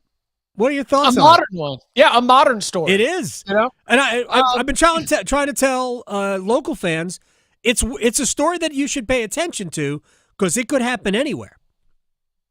I think it is happening right now because we're right at that mark. Right? You know, you can play up to 4 games, and as long as you don't play more than that, then you can preserve your year of eligibility. And in the NIL era, do you know what a year of eligibility is? A year of earning power. That's right. And for a quarterback like Sluka, he's going pro in something other than sports. Right. His maximum earning power Yes. for football is right now. He is a prospect who, talking to some personnel people around the country, there are things that he does well. There are things that are interesting about him. He's a playmaking guy. He's good on the run. Yeah. He is not a drop back, light you up down the field. UNLV's offense has been successful, off to a 3-0 start for the first time since trivia. Randall Cunningham. That's right. You got it. 1984. Randall Cunningham was the quarterback at UNLV. There you go. So I think that I think everybody looks bad. All right, flat out. Everyone looks bad here. It reveals some things that are wrong with the system. And again, to give you some of my information that I've learned, and this is one of the things I love about stories like this, much like the sign stealing scandal last year, you start talking to people on staffs and you start to realize a little bit more. Like, there are very, very few recruits who are truly able to get in writing an NIL offer until they arrive on campus. Right. Like, I was speaking to somebody who says, like, we actually can't do that. Now, the rules are unenforceable, and if you're somebody like 5-star number 1 overall prospect, then a program says, yeah, whatever, put it in writing because we got to get this guy locked down. Right. But if you're somebody like a quarterback coming from Holy Cross who's entertaining group of 5 offers, guess what? UNLV might not be willing to break the rules just to be able to secure your commitment, especially when you are one of 2 transfer quarterbacks that they took in the very same class. As in, yeah, they got other options. So they get off to a fast start. He hires representation. The representation would like for the full payment. The coach says, hey, buddy, that's not with me. I'm here to coach the football. That's with the collective. And I think that this is all things that, Adam, music to your ears, could really be addressed with employment and collective bargaining. It's funny you bring that up. I asked Graham to find it. We couldn't find it. At the Final Four this past year, Doug Gottlieb, who was out there for his, I don't even know if it's his day job or his side hustle, working for Fox Sports Radio, because he's also the basketball coach at Wisconsin Green Bay. And I'm not even sure what's the side hustle, what's the day job. But we were I talked to him about doesn't college sports need collective bargainings? And because Gottlieb is so dug in against athletes realizing their value in the marketplace that he goes, they already have everything they want. What more could they want? I said, Doug, this is not really for the athlete. It's for the schools. The schools would benefit every bit as much from collective bargaining as the players would, and I could pose an argument that says the schools would benefit more from collective bargaining than the athletes. At worst, it's 50-50, but people like that can't see how it would benefit both sides, give us certainty over this and that and all these things.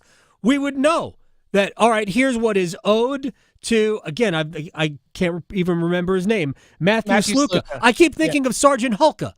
Is Matthew Sluka the big toe of UNLV football? Don't answer the question.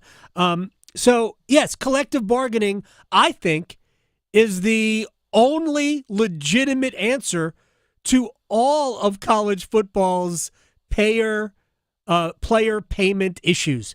Collective bargaining will solve these problems. Look, your audience across this unprecedented statewide platform ranges in age, generation, experience, and this really is enough to make your head spin. So I think that I can condense this down. The way the current system is set up, coaches cannot put together NIL packages. Right. Those have to come from the collectives. The collectives cannot get you to sign a contract for NIL packages until you have committed and are on campus. Mm-hmm. Coaches, therefore, are not in control of NIL and cannot control what the NIL collective is promising. They're just trying to get your commitment, and then it is up to the NIL, not the coaches, to follow through on this. So where this breaks down is that across the country, verbal agreements are holding up free agency. And in no other place where sports is held in America do we just fly on verbal agreements. And you know where else we don't do that? Coaches. Because go talk about Mr. Frank Beamer to North Carolina. Oh, I heard he was at the Governor's Club. You know, like how many coaching deals have fallen apart? Roy Williams the first time. This past cycle, what got Mike Elko to Texas A&M was a Mark Stoops situation breaking down literally at midnight. Right. Like the players are operating in an untenable environment of free agency that is based on verbal agreements that aren't even with the coaches they are committing to, and that is broken. It's broken for the players, it's broken for the schools, and this example is highlighting that issue, and I'm going to say it again. There are players that we are going to hear are hurt that I think would play in another scenario if they weren't trying to already eye the door. And I think that's really, really bad for the sport. No, there's no doubt about that. First of all, did you guys on the Cover 3 podcast talk to Sluka's brother? Bud spoke with Sluka's brother on the phone like 20 minutes before we went on. We invited him to come on, but he said he had a meeting. I know Sluka's dad has also been making the rounds here. And, Bud was like, why don't you have anything in writing? Well, why'd you agree to it? And Sluka's brother said, like, hey, well, we had other offers that we could have taken that we did not take because of this offer from UNLV. And that's what had us doing a little bit more digging, speaking to some personnel people where I was able to get the new information on. It's like, yeah, well, like the exceptions are made, but not every recruit is worth making an exception that's against even what might be unenforceable rules to get you to sign a binding document before you have actually already committed and arrived on campus. All right, so we're about 8 minutes into our conversation here. And for people who might be listening to, this is Chip Patterson, CBSSports.com, Cover 3 podcast. It's my favorite time of the week every week. For people who have not listened to you on this radio station talk to me before, this is why this is the best, however long we go, the best time of the week. Because I've got 16 different things I would like to talk to you about this particular issue because it is so unbelievably fascinating. So you say it's unenforceable, except that the fact that the NCAA insists that these agreements cannot be pay for play, which is exactly what they are, what they always have been under the table since the dawn of recruiting. These things have gone on. But since the NCAA insists that they cannot exist, that's what primarily has destroyed the House versus NCAA settlement. Because when the NCAA said, oh, by the way, we're banning pay for play, and Jeffrey Kessler and everybody else went, what? And the judge went, what?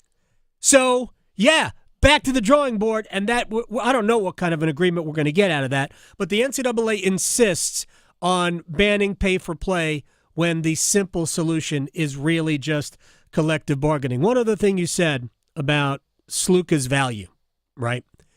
Because it gets me back to something I talked about when Marcus Page was a basketball player at UNC.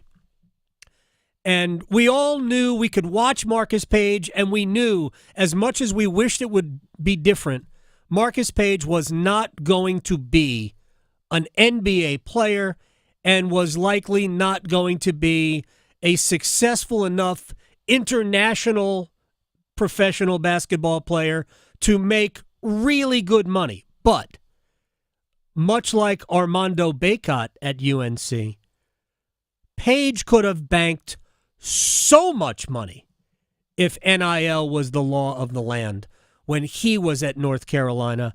I wish that he played, like 6 years later, so he could have taken advantage of that. Unfortunately, he did not. I thought Page would have been an absolute star in the NIL world. All right, let me move on. UNLV, last I checked, was in the Mountain West. Are they still in the Mountain West? They're like the linchpin holding this thing together. Jerry Tarkanian is rolling over. All right, so you know what's funny? Right, do you remember the SNL sketch? What's up with that? Yes. All right, and remember the running gag was we don't have time for Lindsey Buckingham. You know, like at the end of it, it's like, oh, and Bill Hader plays Lindsey Buckingham, and he's like, oh, Lindsey, sorry about that. We'll get to you next time. This round of conference realignment is the Lindsey Buckingham of the Cover 3 podcast. I've put it as a not top item because I don't think it's a top item. I put it as a not top item on the rundown 7 episodes in a row. We just haven't gotten to it. Well, I'm fascinated by the fact that the Pac-12. First of all, I know there's a rule because it was pointed out to me when I questioned why South Florida, Tulane, Texas, San Antonio, and Memphis, why they would possibly leave the American for that version of the Pac-12 after the Pac-12 added to Oregon State and Washington State, San Diego State, Fresno State, Boise State, Colorado State, and then eventually Utah State. Right. I'm like, why would you join that league? And the rule is apparently because the Pac-12 is still theoretically a league that they would automatically get a spot in the college football playoff. But what I don't understand is there a network that would look at those collection of schools and want to pay it any significant money to show their games? And I would say probably not. So the further reporting pretty much across the board is that the college football playoff decision makers have zero plans of reintroducing the automatic qualifier that was taken away when the Pac-12 split up and ran. Good. That is Yahoo, Well, that is NBC, right. That is that's all the usual suspects, you know, the white wine we hang out with admin crowd, you know. No, much love to those people. They're all very, very nice. But yeah, when the text goes out and you just see the flood of all the usual suspects all reporting basically the same company line, you're like, okay, well, this is the way it goes. And the way it goes is Pac-12 might get to 8 to be able to be identified as a conference at the FBS level, but that does not mean the college football playoff has any reason to bring them back into the fold with the same kind of payouts, the same kind of structure, and the same kind of amount of automatic qualifiers as they had when the Pac-12 still existed.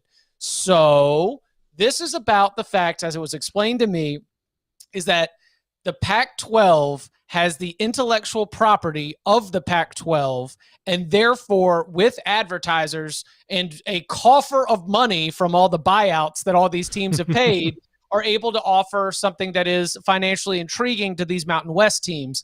The decision that was on the table and the decision that was made by a USF, by a UTSA, by a Tulane, and by a Memphis earlier this week was they looked at the offer and they recommitted themselves to the American Athletic Conference, that whatever was in that offer was not worth breaking from the certainty that they had, because their belief inside the American is that they are as strong, if not stronger, than whatever the Pac-12 is going to build, even if they've got this buyout war chest and intellectual property and digital rights studio. Like there's a reason why Oregon State and Washington State are plowing ahead into the future. There's a reason why Mountain West teams are leaving the Mountain West just to go do the Mountain West again with a different name.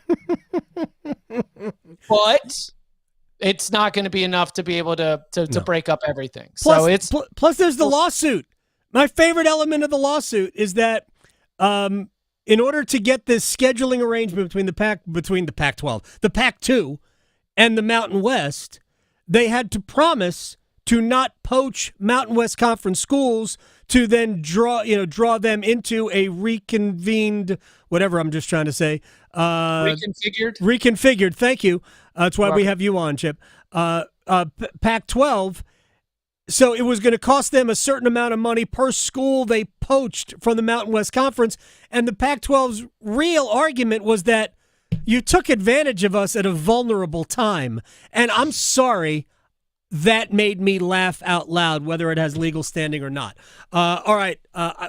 2 weeks ago, I did this to you, and you made me ashamed to do it. We didn't do it last week, but I'm doing it again anyway. Oh. I'm giving you my top 12. Yeah, I don't talk college football playoff. I know you don't, but I'm going to do it, and then you could just laugh at me or whatever.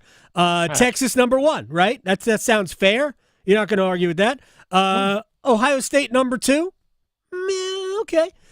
Ain't play nobody, but sure. Right, exactly. Miami. I thought South Florida was going to be a problem. Miami, after a slow start, Miami pretty much did the thing. I still can't believe that we're hanging all of our hopes, maybe not, on Miami. Utah, I have number 4. Then the next 4 schools are all from the SEC. Georgia, who plays Alabama this week, and I want your thoughts on that game in a second. Tennessee, Alabama, Ole Miss, and then I have Oregon, Missouri, the 6th SEC team, Clemson, and UNLV, although that'll be a different team next week when they have to bring back the ghost of Randall Cunningham to play quarterback for the Rebels. All right, did you find anything egregiously wrong with that?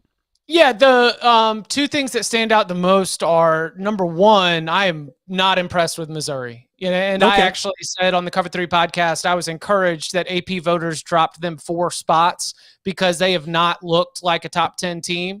BC's great, though. What? BC is great, though. But what about Vanderbilt taking you to overtime? Vanderbilt is also great. Just ask Virginia Tech. Virginia Tech, I know. Yeah. Miami team total over. Virginia Tech's defense is cheeks. I know. Look. All right. So I would kick them out of the paint. I don't know who else besides Utah is going to jump up because Kansas State looks bad. Mm-hmm. Oklahoma State looks bad. Like UCF, which is going to be having a game that will be watched by a lot of people against the Colorado Buffs this week. UCF might be that second team up in there, but this to me, in that whole, if it's not SEC, if it's not Big Ten, the fact that USC and Michigan seem like they're falling from that top tier, the fact that the Big 12 doesn't have a bunch of really strong teams, I think it not only makes Miami and Clemson's odds of being able to make it stronger, could open up the door for Louisville, could open up the door for another team to be able to step through that door if they take advantage of it. The issue is then we're talking about teams in this ACC taking advantage of opportunities that are before them. And so far, outside of a Miami and a Clemson, look, Louisville plays at Notre Dame, right? Absolutely. They enter the chat with a win this weekend. So, the Big 12's the Big 12 looks like they're just all dragging each other into the muck, crabs in a barrel situation. I don't have a lot of faith in the SEC teams outside of the top 5 to be able to capitalize on whatever sort of, fake credibility or value they've built up based on, conference affiliation. So there's some meat out there for some teams to be able to take advantage. Yeah, I know everybody's mad that State got punked by the 2 real teams that they played. They got completely outclassed by Tennessee and Clemson.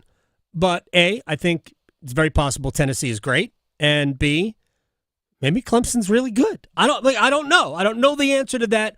We'll know, a couple of games further down the road whether or not the Tigers are legitimate playoff caliber. My suspicion is they are. All right, Alabama and Georgia, who do you like? We'll close on this game. It's a big one for Kalen DeBoer, is it not? Oh my gosh, it's so massive. And that's why I almost want to go with the road team because there just might be too much pressure. And I don't mean pressure as then he's actually feeling it. I'm talking about something I've mentioned before, but the home field disadvantage, when you've just got so much passion and if it doesn't go well, I tend to think that Jalen Milroe is so good with his legs that it is going to be a game that is just back and forth exchanging haymakers.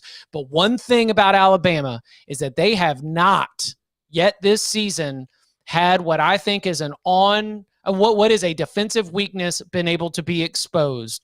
Because they have freshmen and inexperienced players in the secondary. There have been wide receivers running open, and they have yet to play a quarterback that can hit those plays. And while you can argue, and I would agree with it, that Georgia's wide receivers have been underwhelming to this point, Carson Beck is an NFL talent that they have not faced. Western Kentucky didn't have the quarterback. Byron Brown was the quarterback, but the wide receivers couldn't make the catches. And then they crushed Tyler Van Dyke in the first quarter. Braden Locke couldn't hit the broadside of a barn. I mean, Alabama's defense has not been tested. So I tend to lean with the idea that Georgia's able to go in there and come out with the victory. I tend to think it's going to be higher scoring than you would think for a Georgia-Alabama game, but that is incredible respect to Jalen Milroe and observing what I think is a matchup advantage for the Bulldogs. And it's just, first year without Nick Saban, Kirby Smart's coming to town, former president in the house. Like, I don't know why Tommy Tuberville's reportedly going to go. What do you? What do you have? Is he lost? I mean, he probably has a lot of supporters in the stadium, like when it comes to the ballot box. But in terms of collegiate affiliation, I mean, you're talking about like Auburn's biggest rivals on each side are facing off against each other. Maybe he's coming as an old Ole Miss coach.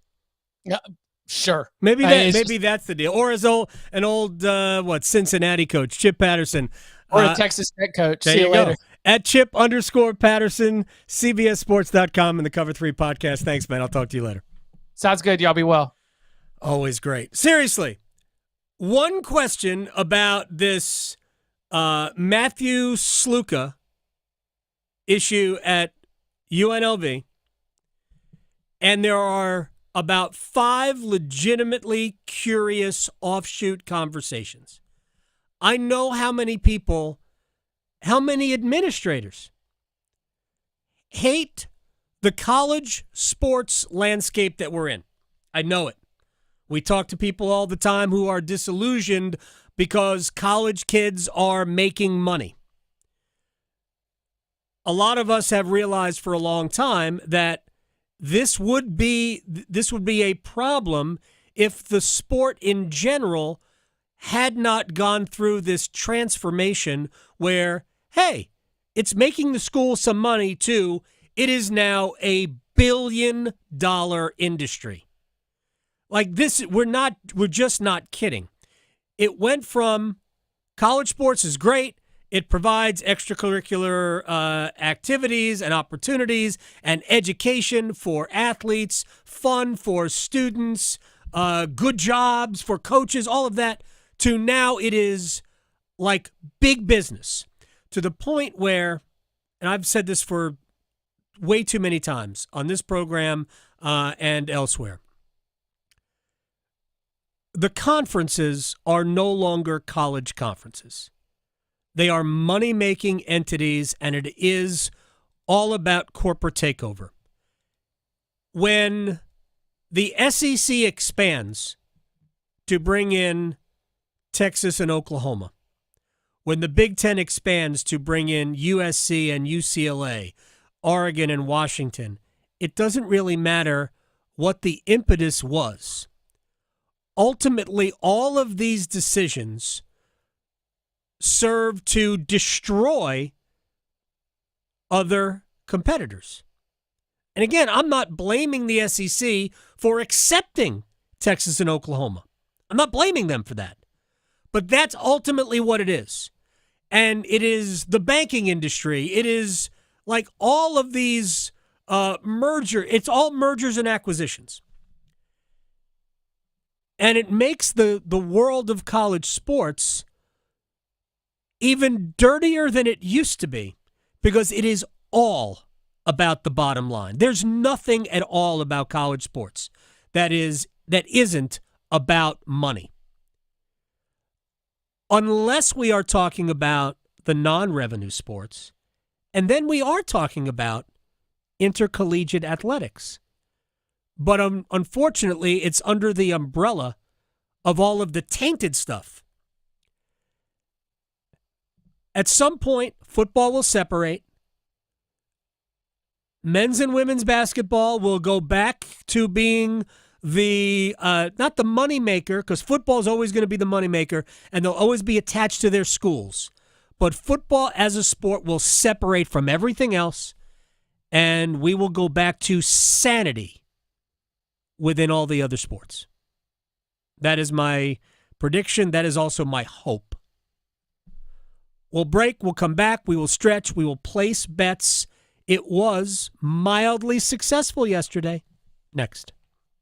Raleigh to Boone, Charlotte to Chapel Hill. Your Carolina is covered. Adam Gold on the North Carolina Sports Network. This year, FanDuel is giving you a chance to win big every Thursday night with FanDuel Squares. I am Adam Gold for America's #1 sportsbook. That's FanDuel. This is the same Super Bowl Squares game you've always known, only this is better because your numbers aren't just randomly assigned. That never works for you anyway. You get to pick these yourself. You can pick as many as you like, you get to see the odds beforehand, and you can bet them live during the game as well. So what are you waiting for? FanDuel.com/AGS. Bet on Squares.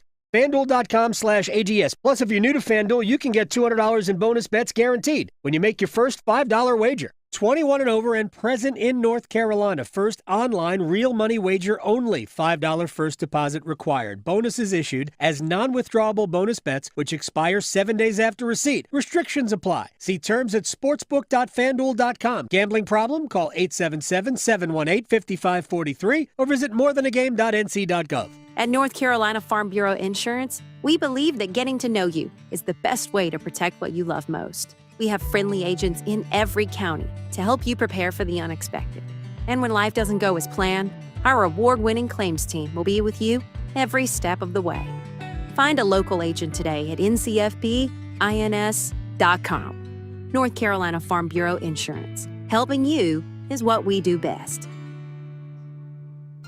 Since the pandemic, life expectancy in our state has declined, and Cone Health is pledging millions of dollars and countless man-hours to address health disparities in medically underserved areas of the state. We'll talk with Dr. Olujegede, who is helping to lead Cone Health's Catch 5 in 5 initiative. The North Carolina Healthcare Association and the North Carolina News Network invite you to learn more on this month's Conversations on the State of Healthcare, wherever you listen to your favorite podcast or by visiting nchealthcare.org. The 2024 elections are just around the corner, and older voters are the nation's most active. The AARP North Carolina Voters Guide has information about upcoming election dates, registration deadlines, and voting options in North Carolina, such as voting by mail, early voting, or voting with a disability. Find the guide in the voters section at aarp.org/NC and listen each week to AARP Without Limits for important election news and much more. You can find the latest episodes of AARP Without Limits wherever you listen to your podcasts. Psst. Hello there, it's me, your internal clock. Yes, the one you sleep through on weekends. You've probably heard my TikToks, but I'm straight up sounding the bell now. It's almost time to start applying for college. That means you got transcripts to gather, letters of rec to request, and campus tours to schedule. But hey, we've got time, and we've got CFNC. CFNC.org can help us plan, apply, and pay for college. We got this, trust me. Just visit CFNC.org to help us stay on time. You don't need a 4-year degree to have a rewarding career that makes a difference in people's lives every day. As a public power line worker, you'll build and maintain a locally owned and operated electric system to keep the lights on in your community. 4 months in a community college program provides the training you need to begin your career as an apprentice line worker in public power. And being a local government employee in North Carolina comes with excellent benefits. To learn more about line worker and other public power careers, visit electricities.com. Since the pandemic, life expectancy in our state has declined, and Cone Health is pledging millions of dollars and countless man-hours to address health disparities in medically underserved areas of the state. We'll talk with Dr. Olujegede, who is helping to lead Cone Health's Catch 5 in 5 initiative. The North Carolina Healthcare Association and the North Carolina News Network invite you to learn more on this month's Conversations on the State of Healthcare, wherever you listen to your favorite podcast or by visiting nchealthcare.org. Everything I have, I owe to the Adult Literacy Center and getting my high school diploma at age 22. Find free and supportive adult education centers near you at finishyourdiploma.org. Brought to you by Dollar General Literacy Foundation and the Ad Council. This is Adam Gold. Thank you very much for your time, man. We will talk again. Adam, anytime for you, my friend. Thank you. I don't know why it makes me laugh. Why does that make me laugh? I don't know. Maybe you just are used to people being mean to you or something, like Twitter. I don't know. The Adam Gold Show.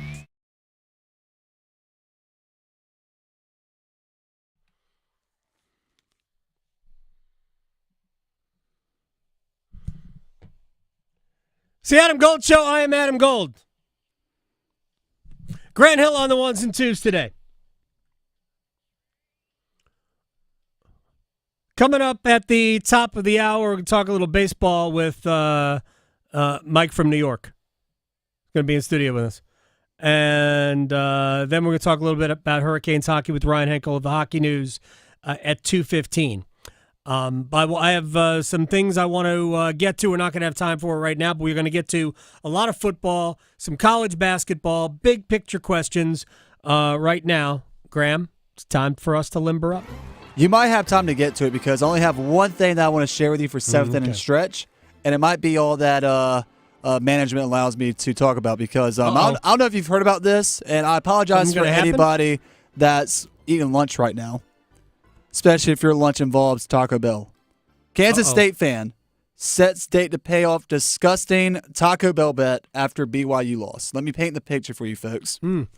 Get to a toilet if you need to. The Kansas State Wildcats, a Kansas State Wildcat fan who promised to, and I quote, shove a beefy 5-layer burrito up a place it does not belong if his team lost to BYU on Saturday is ready to make good on his promise. Is he going to freeze it?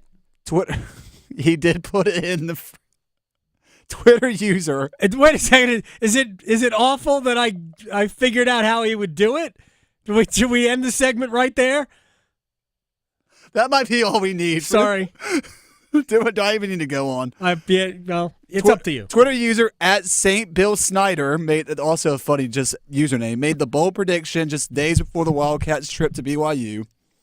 And when the Cougars came out victorious, they made sure to seek out Kansas State fan and ensure he paid his debts. They also tweeted out the final score with the caption, Liv Moss. Unlike the Florida State fan earlier in the season who predicted or talked about eating dog poop after the team lost to Boston College, this Kansas State fan is a man or woman of integrity. Saturday, September 28th, I paid the bet, 9:30. It just means more. Hashtag Big 12 football. The person sent in the tweet with a video attached that showed them wearing a Taco Bell bag as a mask. Now, Adam, I'm not recommending putting a Taco Bell anywhere near your rear end, at least not on intake. And I imagine that any medical professional listening to this program right now would agree with me as well. Yeah, I'm sorry. I apologize for saying you should put it in the freezer. I apologize for that. It's just unnecessary. It's just the college football season of unnecessary promises. First of all, play the music. Play the music. It's fine. We got time. Gambling is illegal at Bushwood, sir, and I never slide. Okay, you can owe me. I owe you. All right. Now, I realize that a lot of what we do and say here can cross over the line into silly or ludicrous, right? And in many cases, somebody who sits where I sit in front of a microphone will say, if that team does this, I will do that. There is no planet on which I should feel obligated to eat a hat, put a burrito in my right? No planet should that be expected. So at some point, all of you who expect that, just stop. Okay? Wasn't there an NC State fan before the 2018 season that made a statement if they made the college football playoffs, he would eat a live animal or something on camera? No, we don't have to do that. We don't have to do that. It's all done in jest. It's okay. Like, what if I said, hey, if Carolina beats Duke on Saturday, let's just pretend that I think that Duke's going to run them. If Carolina beats Duke, I'll sing the UNC fight song on the radio. All right, that's something you should do. Sure. But if Carolina beats Duke, I will eat my left arm. No. I'm a Tar Heel born, I'm a Tar Heel bred. Yeah. And when I die, I'm a Tar Heel dead. Speaking of bets, they'll probably die. We got some wagers to place. Let's go. Baltimore Orioles versus the New York Yankees. Aaron Judge. I know this is kind of a chalk one, but hey, can make you some money. Register a hit against the O's, -284. Has hit in 6 of his last 6 home games this season. All right, so yesterday, by the way, I gave you Braves to beat the Mets. I had Braves minus 1.5 runs, under 8, plus 336. That was the one of 3 that I won yesterday, but positive. So we're on a baseball run again today. By the way, the Mets and Braves have 2 games left in the series. I don't think there's a chance on this earth they play either game. Helene is visiting Atlanta. And when Helene comes to town, all things are off. All outdoor activities are called off. Tigers hosting the Rays today. Detroit tied with Kansas City for the second wild card spot behind Baltimore. Give me the Tigers minus 1.5, under 8, plus 354. Thursday night football tomorrow night. Dallas Cowboys versus New York Giants. Big rivalry here, folks. Big-time players as well. Malik Neighbors, anytime touchdown scorer, plus 145. Last week in the win against the Browns, 8 receptions, 78 yards, 2 touchdowns. I'm expecting him to do it again. We might not have time for any more, so I'm going to give you 2 right here. You know what starts tomorrow, Graham? No, you don't. The President's Cup starts tomorrow. There it is. Ryder Cup Light. Nobody really cares enough to maybe place a wager on it, but I'm going to give you 2. I actually think that the internationals at Royal Montreal are going to be formidable. How about a tie plus 1,400 and Sahith Thagala to be the overall top scorer for the U.S., but overall, plus 2,000.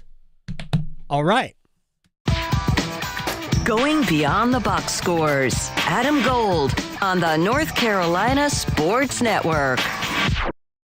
Adam Gold here from my friend Coach Pete DeRuta, Capital Financial Advisory Group in Apex, and I'm going to help you right now plan for retirement. No. You're not coming to me for that. I can't plan what's going to happen at dinner time tonight. But I can get you to Coach Pete DeRuta, who is the best that I have ever seen at retirement planning. He is the authority. 888-843-0013 or text Adam to 600-700, and let's get you started with the total customized retirement plan for you, specifically tailored to your needs.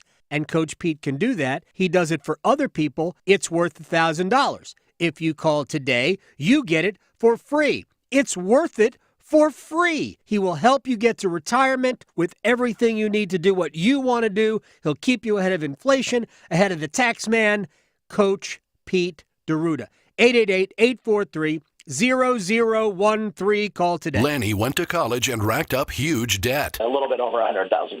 For a degree he couldn't use? Now what? I had a friend that went to my computer career and they talked to me about it. He was done in just months. I did do it online. They even helped him get hired immediately after graduation. One of the things I love about IT is that you can work from anywhere you want. You could become an IT pro in just months with zero experience at My Computer Career. It worked for me and I know it can work for you. It's not rocket science. It's mycomputercareer.edu. The clock is ticking. Diamonds Direct's ultimate offer is almost over. Until September 30th, you can get 5 years of 0% financing on any purchase. It's the perfect chance for worry-free shopping with no interest and monthly payments customized for you. And now open Sunday, September 29th. Take advantage of this amazing opportunity. From luxury timepieces to engagement rings and more. Don't wait. Spread your payments over 5 years with zero interest on approved credit. Only until September 30th. For details and more, visit diamondsdirect.com.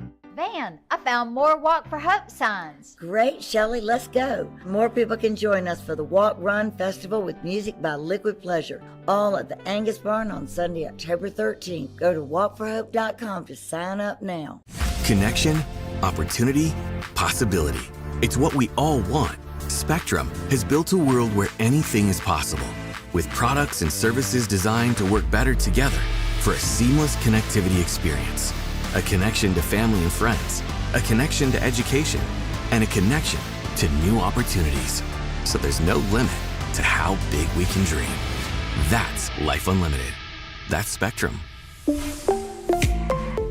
Caesars Sportsbook is the only sportsbook app with Caesars rewards. Win or lose, every bet you place brings you closer to perks only Caesars can offer. Hotel stays, bonus bets, game tickets, and more. Download the app using the promo code Radio1000 and you'll place your first bet today. If you win, great. If not, you'll get it back as a bonus bet up to $1,000. Must be 21 plus and physically present in North Carolina. New users only must register using eligible promo code. First bet after registration must qualify. Max bonus bet $1,000. Bonus bet expires 14 days after receipt. Void where prohibited. See Caesars.com/promos for full items. Tribal Casino Gaming Enterprise is the licensed operator by the North Carolina State Lottery Commission. Know when to stop before you start. Gambling problem? Call 1-877-718-5543 or visit morethanagame.nc.gov. Tommy! I can't wait for golf this weekend, huh, buddy? Time flies. Love you, man. Oh, don't forget your knee brace again. We aren't in college anymore. Moments together matter, so help protect yourself from RSV. If you're 75 or older or 60 plus with a chronic condition like asthma, COPD, heart disease, or severe diabetes, you're at higher risk of landing in the hospital from RSV, and there are no prescription RSV treatments. Check eligibility and schedule your RSV vaccine at vaxassist.com. Sponsored by Pfizer. This hour of the Triangle Sports Leader is powered by Ritchie Law Firm, Raleigh's injury lawyers. Bounces his way into the end zone. Touchdown! Visit GotBrian.com. That's GotBrian.com. WCMC HD1 Holly Springs. Take us with you on radio, web, app, Alexa, and YouTube. 99.9 The Fan, the Triangle Sports Leader.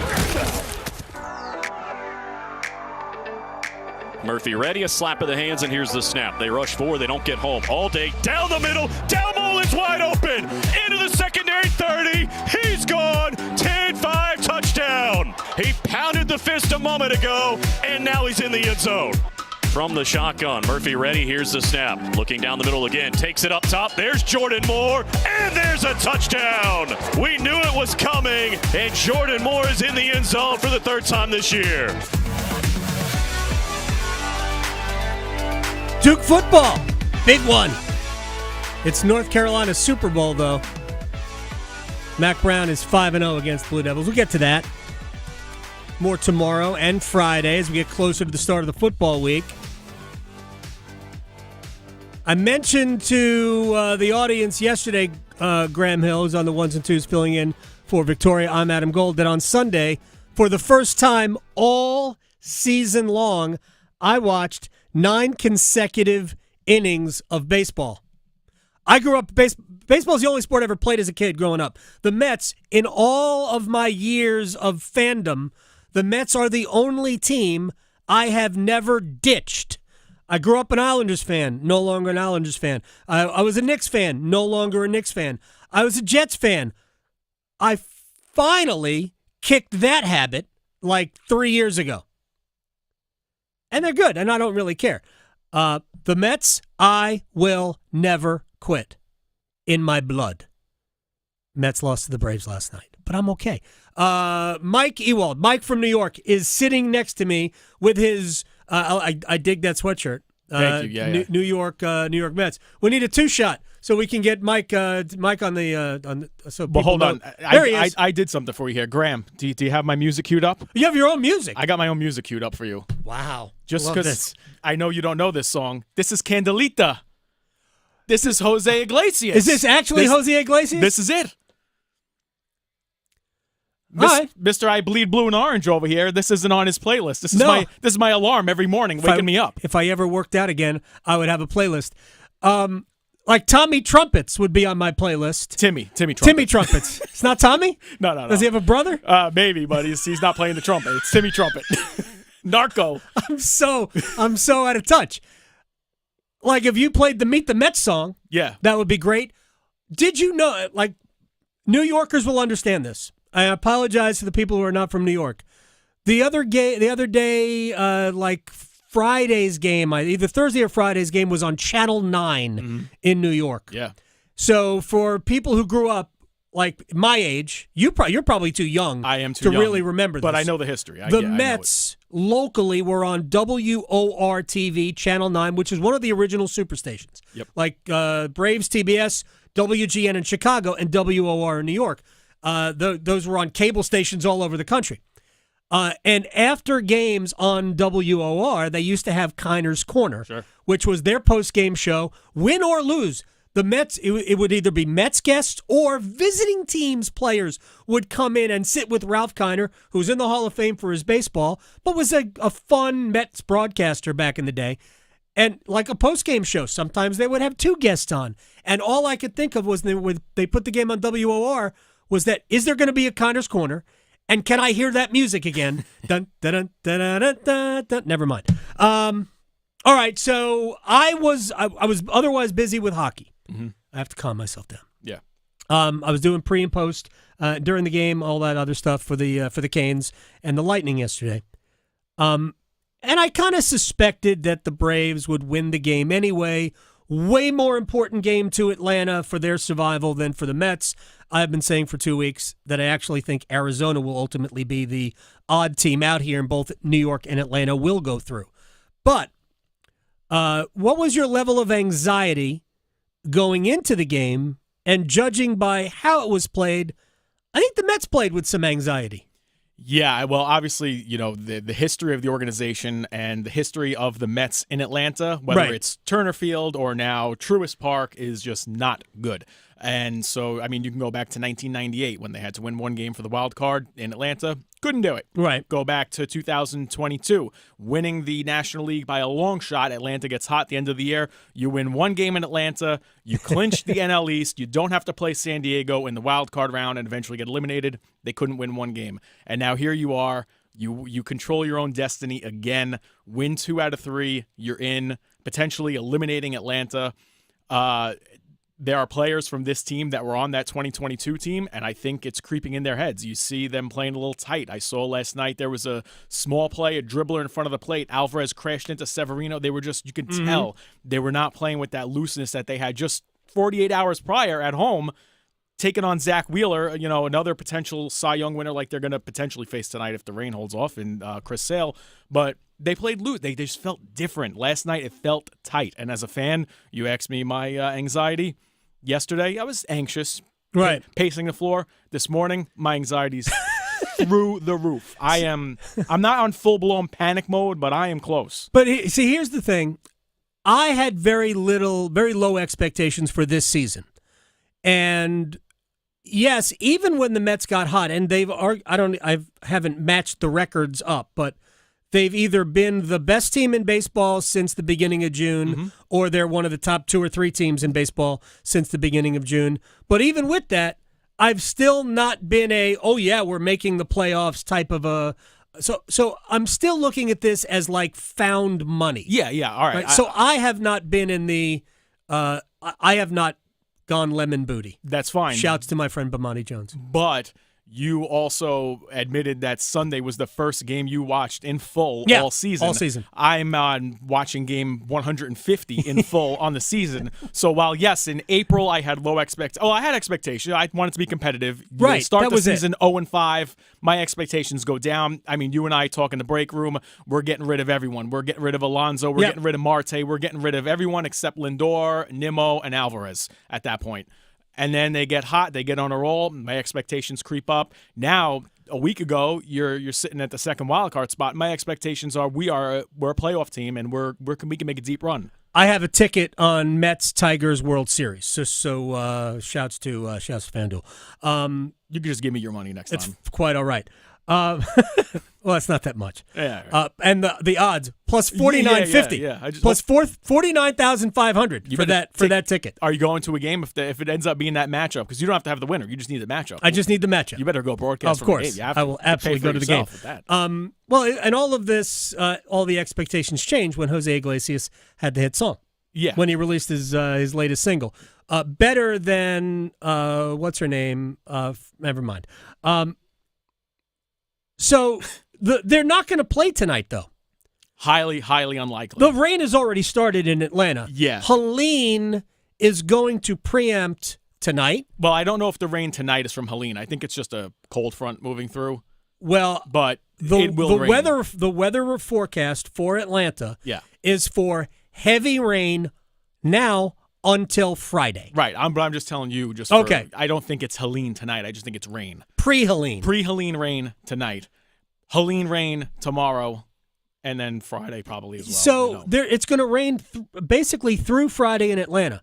So my question is, since the wild card starts Tuesday, when are these 2 games, which are critical maybe more so for the Braves than for the Mets, because the Mets could get in by beating Milwaukee in Milwaukee with a roof on the field. I'm not saying that the Braves should have a roof. I am anti-dome baseball.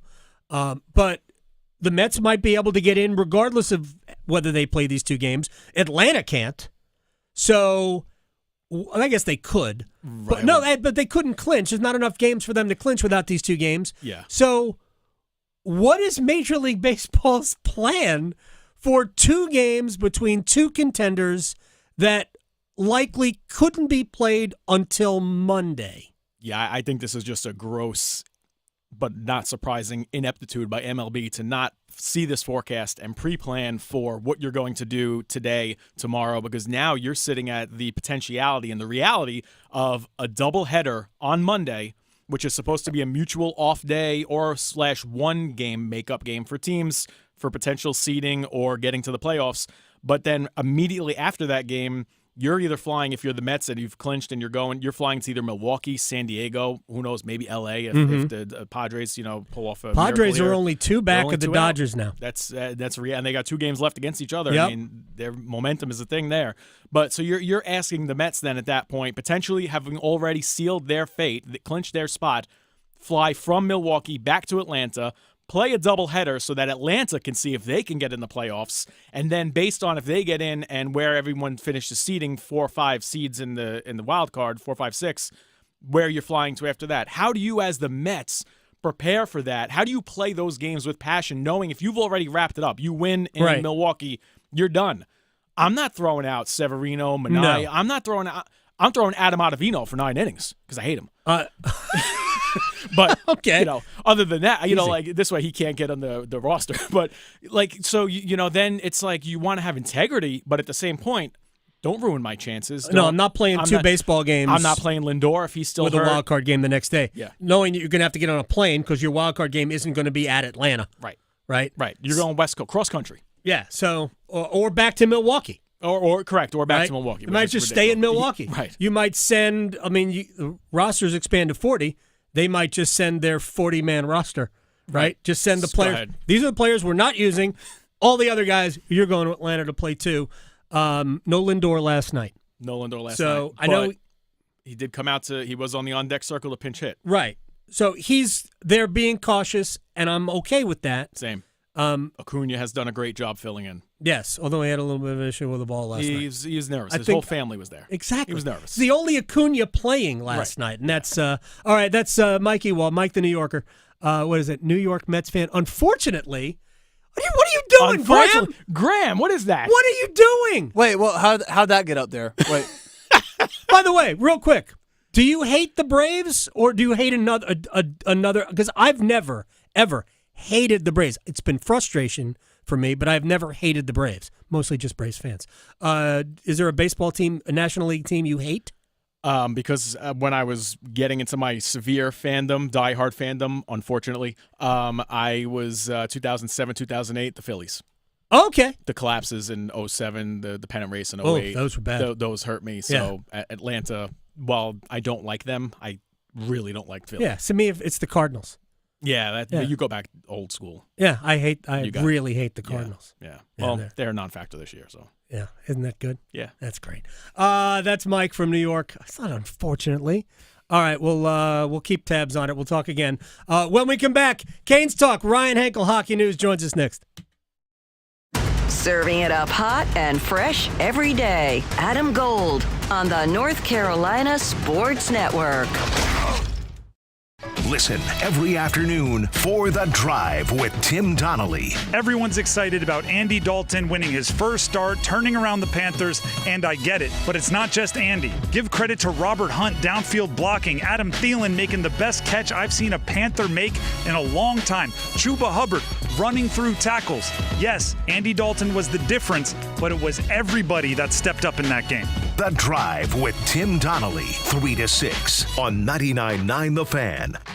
Homeowners, listen up. The Fed has taken action, lowering rates for the first time in years, and Loan Pronto has followed suit by lowering mortgage rates big time. Hey, it's Dennis Cox. That means this is the best chance in 2 years to do a cash-out refi and unlock all that equity at an amazing rate. Loan Pronto has fixed loans under 5% APR, the lowest in 2 years. You can get a fast refi and get $50, $75, even $100,000 in cash. Use it to pay off all your credit cards, personal loans, car loans. You'll end up with one payment each month, and for most homeowners, they save over $850 every month. And if you want to keep your original mortgage intact, ask about the Loan Pronto Express Equity Line of Credit.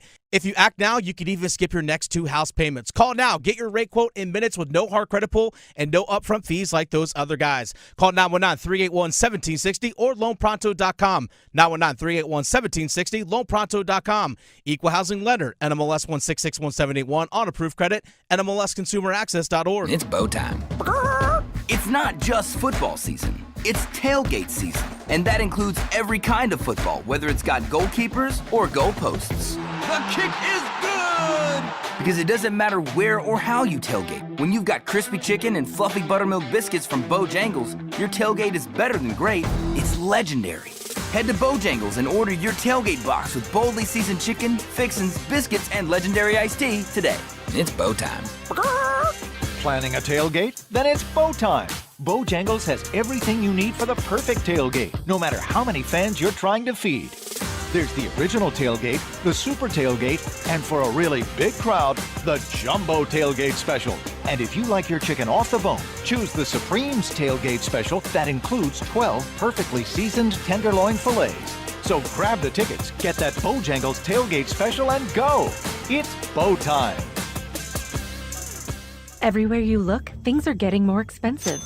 So at Consumer Cellular, we're lowering the price for those 50 and up. Now you can get unlimited talk, text, and data for $30 a line when you buy 2. That's just $60 a month for 2 unlimited lines. So if you're 50 and up, make the switch and save. Come on, you've earned this.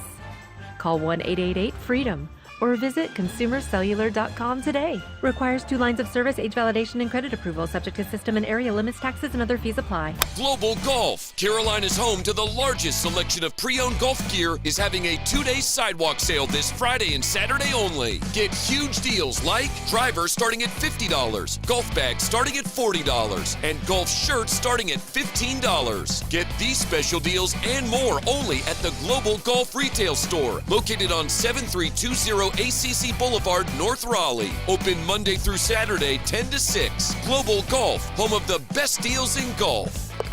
It's Tim Donnelly for Window Nation. Did you know that most of your home's cold AC this summer leaked out through your old windows? Save money year-round with energy-efficient ones from Window Nation.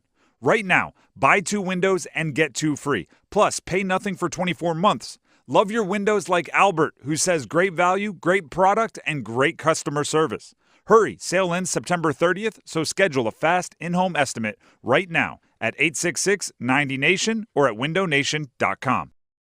This is Adam Gold.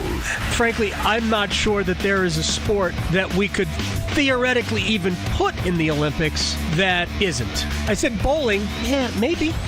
I wouldn't be surprised. Seriously, croquet? Lawn darts? I'm waiting for cornhole. Oh, there's somebody that thinks, yeah. The Adam Gold Show.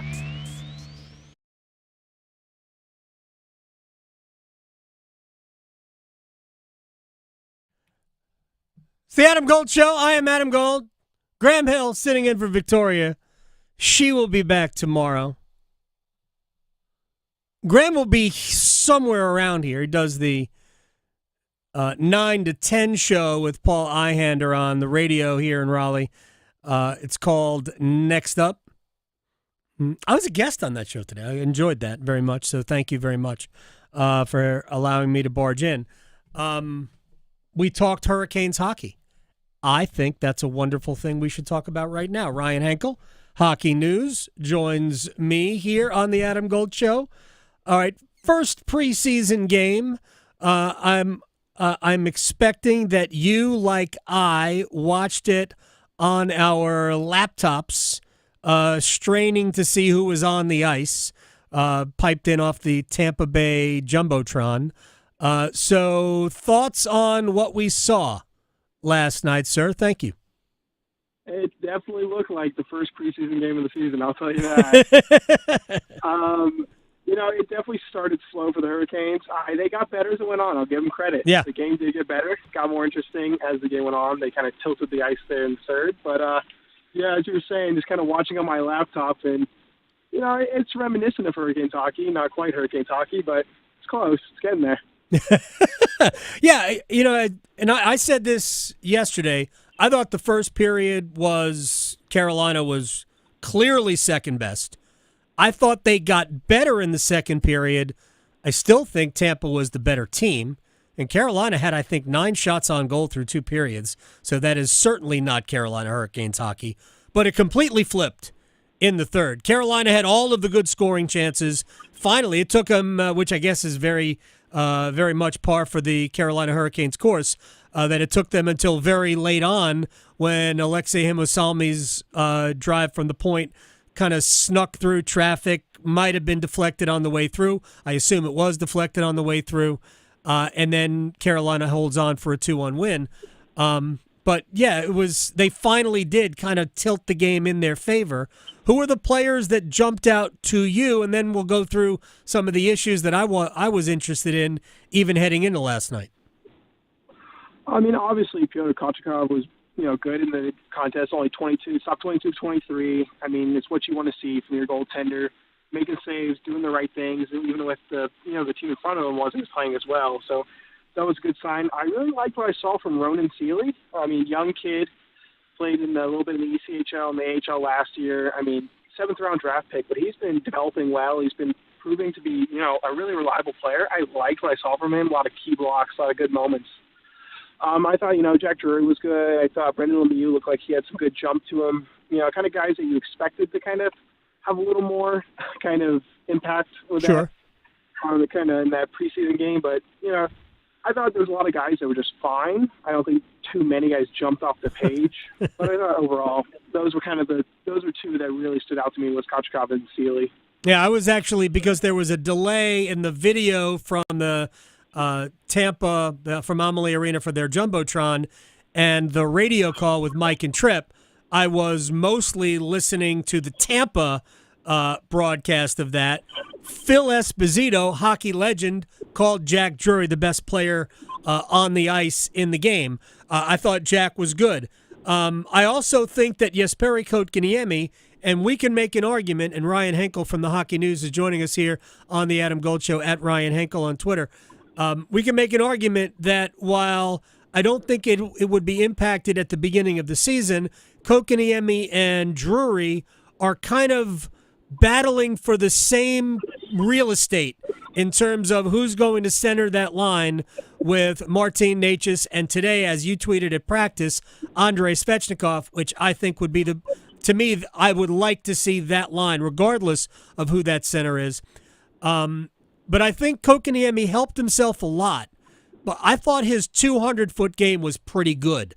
And that's the one thing that Rod has been pointing towards with him, is that we need to see all of it. We need to see both ends of the rink. Don't be discouraged when the puck is not going in the net. Get back and take care of your responsibilities. He won 16 to 22 faceoffs last night. I thought there were enough good signs out of Kotkaniemi to be encouraged if you are a fan of the 82 car. Yeah, Kotkaniemi is a player that I think Rod has talked about this, and is kind of trying to figure out what kind of player he wants to be and how he can be most successful. I think that 200-foot player, we've seen that before. The season he was playing between Necas and Svechnikov, while he was, he got points, he was productive. I also thought he had a really, really strong defensive year that year. I think last year we saw that kind of take a step back as kind of maybe trying to force things, trying to do things because of how unlucky he was or how badly things were going for him last season. But I think, and I talked to Rod about this too. It's kind of KK figuring out how he can be most successful. He's large body, 6'3", 200-some pounds. He can be physical. When he's physical, he's such a good player. He's so effective at creating space for his wingers. Which, if you have Svechnikov and Necas, that's what you want to do for them, create them space, because those guys are game breakers. I think Kotkaniemi is so good in a role where he can, allow good players to be great players.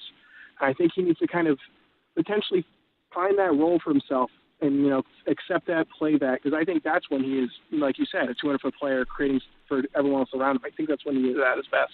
2 years ago, and you alluded to this, at the start of the season, it didn't stay that way forever, but at the start of the season 2 years ago, Necas and Svechnikov were playing on the same line with Kotkaniemi. At the beginning of the year, Necas and Svechnikov were piling up points. KK wasn't getting a ton of goals and assists, but his wingers were, and that's okay. We're not going to measure Kotkaniemi's value by, well, did he get 60 points or did he even get 40 points? We're going to measure his value by whether or not the head coach keeps him there, because Rod, while I think we could all agree, I think Rod views Jack Drury as the more complete player, right? Because he knows what he's going to get from Drury defensively in the faceoff circle, 55.3% last year. Is the offensive upside there for Jack? Probably not. There is some for KK, but Rod is more willing to rely on, my eyes tell me that number 18 is a better defensive player, and that concerns me more. But if KK could add that other thing, he doesn't need to have points. Command some space in the middle, use 6'3", 205 or whatever he is to his advantage. He can be useful that way, even without scoring. Sometimes I think KK gets caught up, like everybody else does, by the way, it's not unique, to not getting on the score sheet, and maybe he lets it impact the other parts of his game. 100%. Like you said, I think Drury is he's a very good 200-foot player, very good defensively, very responsible, but I think we're kind of seeing he's probably close to what his ceiling could be. I don't foresee him. He's, I think, 25 on this point. He's been around a while. He's not this young rookie prospect. It's kind of what he's going to be. And, while he can play 2C to kind of help support guys like Kotkaniemi, I think the ceiling is still out for Kotkaniemi. We can still see that there's more for him to give. He's such a strong passer. He's got really good, hockey sense in that regard. He's really good vision. But it's just a matter of, can he utilize that in a way that's effective? He's not giving up chances the other way. Can he relax? 3 years ago, I pegged this as, everyone's calling him 2C, but I was like, he feels like a Jordan Staal-esque replacement type player. He's large body, he's physical, he can be an effective two-way center. Like, his defensive numbers his first few years in the league were very, very strong. I don't know, it really slipped last year. I don't even know sort of what kind of went away with him there, but he fits the Jordan Staal prototypical mold so well. He could be such a good player in that regard. Maybe it's a little more offensive upside than Jordo, but it's the issue for him is that he was playing on a team with Jordan Staal. Yeah, and that's also the issue for Jack, who I think his ceiling really is a third center. I don't see Jack as a 2C, and I said all last year that I can't close my eyes and see the Hurricanes winning a Stanley Cup if Jack Drury is playing as Carolina's second scoring center. They need an upgrade in that position. I'm not sure the roster has one right now, so that's obviously a hole that they probably need to address at some point, whether it's this year, through the draft. I don't know, maybe Felix Ungersorm can be that center. I don't think Rod believes that Martin Necas is that guy, and when we have more time, we'll get into some of those other elements. Let me ask you one more thing, Ryan Henkel of the Hockey News. Last night we saw the three scoring, offensive prospects play together for one period, and then Rod went, nope, that is not going to work. So he scattered them.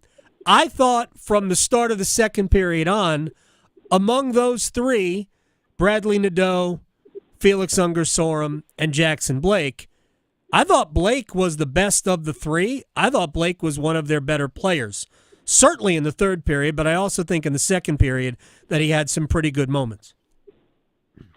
Yeah, I agree. I think Blake had a lot more kind of jump off the page moments. He had set up Drury right in the slot for one. He had the assist on the Jaime Salmi goal. I mean, there was a couple moments where he was really showing that offensive upside, that kind of skill, ability to get in close, in tight, take the puck, control the puck. Like you said, the third period I thought was his best period, but yeah, right off the bat, it was kind of what you expect from a couple of really young kids. I mean, that first goal against the Hurricanes lit up. That was those three out there kind of chasing the puck around. Not a lot of structure, not a lot of aggression at the point, types of defensive things you're looking for. So I can understand why Rod split them up. They weren't really generating a ton. part of Felix Ungerstorm is that he's playing center for the first time since he was like 14. So it's a new position for him, learning what to do. Yeah, it'll come. I think they see him as having that vision, that ability to control the center of the ice, so they want to see if they have something there. So they give him a spin. But like you said, Nadeau, it was a tough game for him. He was trying to do other things. I think he had 3 hits credited. Yeah. He had a block shot. He was trying to do other things because, it wasn't going his way offensively. So I give him credit there. Kid was trying hard, playing hard. Just wasn't his game. But I think Blake did a good job, too. Yeah, and it's again interesting of where will it go from here. Rod said today he's going to probably let those kids keep playing, keep trying most of the preseason games from here on out, and we'll see where it goes. I mean, they have the talent. It's just can they take another step within this time frame? Yeah, I mean, I personally think that, and I said this before, and we'll have to say goodbye here, but I think it's at least 50-50 that none of those 3 make the roster. And I think it's probably a lot higher than 50-50 if I'm really being honest. I think it's probably a 75% chance that none of those 3 make the roster because the Hurricanes have veteran players that they can plug in that can fill roles that they need filled. They still are probably another scorer, maybe even 2 scorers short of being a truly great team in the East. But I'm not sure that any of those kids can really provide that and provide what Rod needs to see for them to get 14, 15 minutes a game in terms of average time on ice. Ryan Henkel, Hockey News. He joins us on the Adam Gold Show. All right, man, I will see you out at Lenovo Center, the Lenovo Center, or is it the Lenovo? I don't even know. I'll see you there on Friday. All right, see you then, Adam. You got it. Take care. Ryan Henkel, the Hockey News, at Ryan Henkel on Twitter.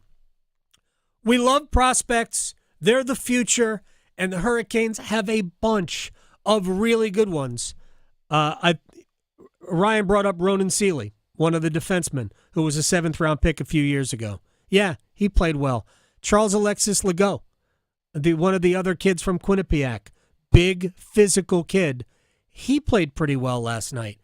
I talked to Tim Gleason, an interview that we'll have bits and pieces of on Storm Watches and podcast going forward. I asked him who has jumped out to you among prospects. Ooh. And he singled him out because what Carolina does not have a lot of in their system and certainly at the NHL level, physical players. They don't have those guys. Jacob Slavin is not a physical player. Brent Burns, for all of his size, is not a physical player. Dmitry Orlov is close. Jalen Chatfield is close. Shane Gostisbehere, Sean Walker. These are not bangers. Charles Alexis Legault at 6'3", 205, getting bigger. He's a banger. He hits. And there is a need for players who bring a physical edge, and I'm not talking about goonery, I'm talking about physicality. There's a reason why Brendan Lemieux is on this roster. Brendan Lemieux ain't here because he's a fancy skater and a great offensive player. He is here to mix it up. I'm not talking about fighting. I am anti-fighting, but he is here to be a little bit of an agitator and to be a physical presence. Hurricanes could use that on the blue line, and I'm not saying that Charles Alexis Legault is going to make the team. But I think he's going to end up in Chicago, and I think he has moved ahead of a lot of players on the defense depth chart where I wouldn't be shocked if you saw him play in the NHL this year. There's no way you're going through a season injury-free. Somebody's going to miss a chunk of time. And I think the Hurricanes have some prospects who are ready to make a step into a role that isn't one of those, well, we need you to score, which means it's going to be difficult for Nadeau and Blake and Ungerstorm to make the team, but maybe less difficult for somebody who plays more of an agitation game. Anyway, we'll break. We'll come back. We've got a rewind. We've got baseball to talk about. The Mets and Braves, their game has not yet been canceled. We'll talk a little bit about that, but also a few other things happened around the big leagues, including one that cost somebody $200,000. Next. Raleigh to Boone, Charlotte to Chapel Hill. Your Carolina is covered. Adam Gold on the North Carolina Sports Network. Are you struggling with your Medicare drug costs? The NC Department of Insurance SHIP program may be able to help. The Extra Help and Medicare Savings programs are available for those who qualify, but you have to apply. Contact SHIP today to see if you qualify. Visit ncshiip.com or call toll-free at 855-408-1212. SHIP provides free, unbiased help in all 100 counties. Project supported by grants from the Administration for Community Living. Contents do not necessarily represent official views of, nor an endorsement by ACL, HHS, or the U.S. government. Week 4 is here of the NFL, and you can start with a chance to win big on FanDuel, America's #1 sports book. And I am Adam Gold, and new to FanDuel, you get started $200 in bonus bets guaranteed when you make your first $5 wager. Don't even have to win it, just have to make it. You can get yourself a single-game parlay thinking ahead to Thursday Night Football, Cowboys at Giants. Giants aren't good. Cowboys, well, we're not really sure, are we? FanDuel.com/AGS. Make every moment more this season with FanDuel. FanDuel.com/AGS. 21 and over and present in North Carolina. First online real money wager only. $5 first deposit required. Bonuses issued as non-withdrawable bonus bets which expire 7 days after receipt. Restrictions apply. See terms at sportsbook.fanduel.com. Gambling problem? Call 877-718-5543 or visit morethanagame.nc.gov. ACT Construction Equipment is proud to be your certified local Takeuchi dealer in Charlotte, Winston-Salem, Asheville, Wilmington, and Myrtle Beach. Takeuchi has long been a world leader in the compact construction industry. Let ACT Construction Equipment help you find the right machine for the job. Our full line of excavators, track loaders, and attachments are designed for low maintenance and high productivity. Visit us online at actce.com to schedule a demo. ACT Construction Equipment, your authorized Takeuchi dealer. Since the pandemic, life expectancy in our state has declined, and Cone Health is pledging millions of dollars and countless man-hours to address health disparities in medically underserved areas of the state. We'll talk with Dr. Olujegede, who is helping to lead Cone Health's Catch 5 in 5 initiative. The North Carolina Healthcare Association and the North Carolina News Network invite you to learn more on this month's Conversations on the State of Healthcare, wherever you listen to your favorite podcast or by visiting nchealthcare.org.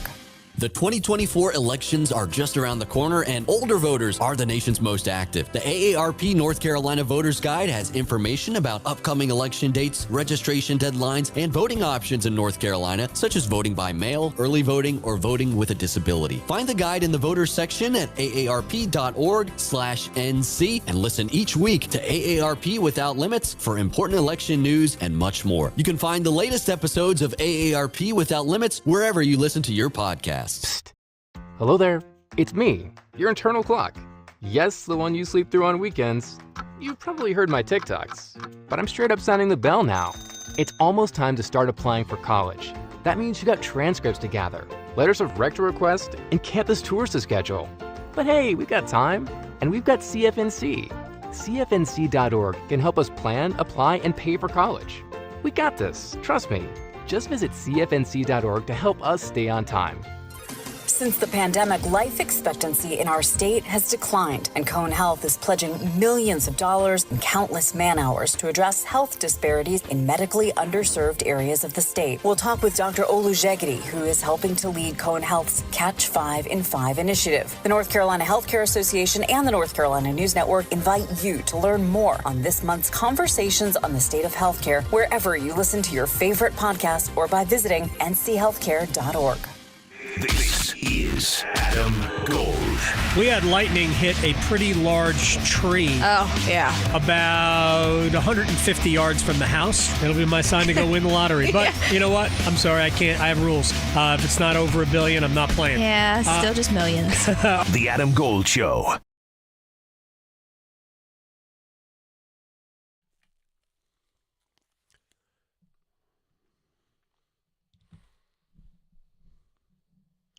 It's the Adam Gold Show. I am Adam Gold. Graham Hill producing the program. We're going to rewind. We'll hear from Darin Gantt, Panthers.com.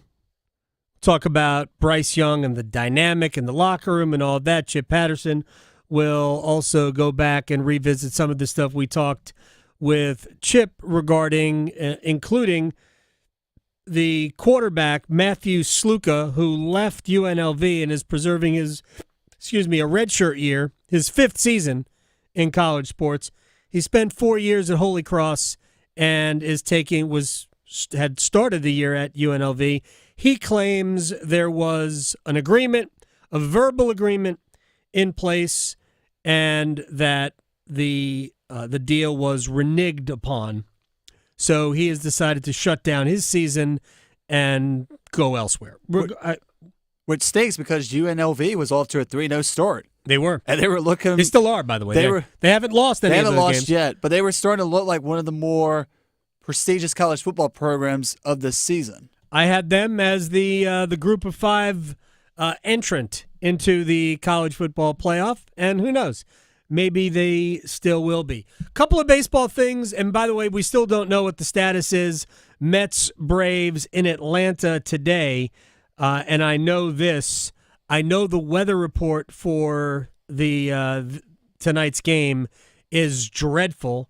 My understanding is that it's already begun raining in Atlanta. Is not expected to stop until sometime Friday evening. Nice. So the chances of these teams, the Mets and the Braves, playing twice between now and close of business Thursday night are very slim, which means since the Braves have the Royals for 3 games this weekend and the Mets are in Milwaukee, it brings up the possibility that those 2 teams will be asked to play a doubleheader on Monday in advance of Tuesday's wild card game series beginning. Now, they could push the wild card back. They could easily do that.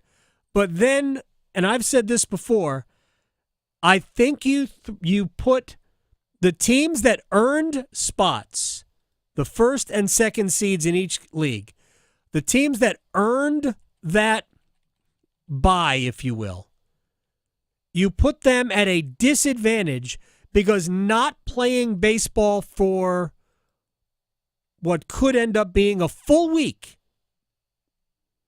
is a disadvantage to those teams who are in a rhythm playing.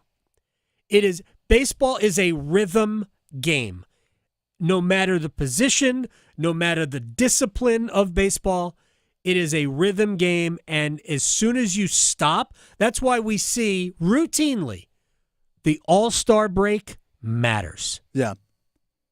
It matters. Who's hot and who isn't. And also with the MLB postseason getting ready to begin on October 1st, that's a lot of baseball. You're asking some of these teams that are fighting for a wild card spot to get in. You're asking them to play a lot of baseball with not a lot of time for guys to rest and arms to heal. Well, there isn't rest because you play almost every day. So the Mets and Braves, they knew they were going to play since they were both off Monday. Like, we kind of knew that Helene and the rest of the weather was coming.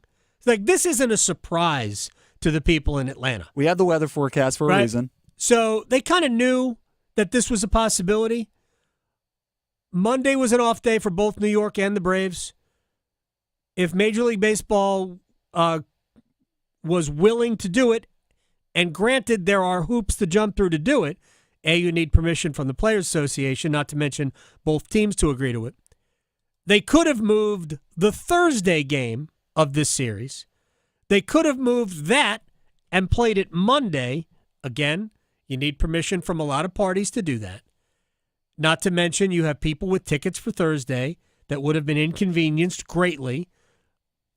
But the most important thing for Major League Baseball right now is to get those games played now.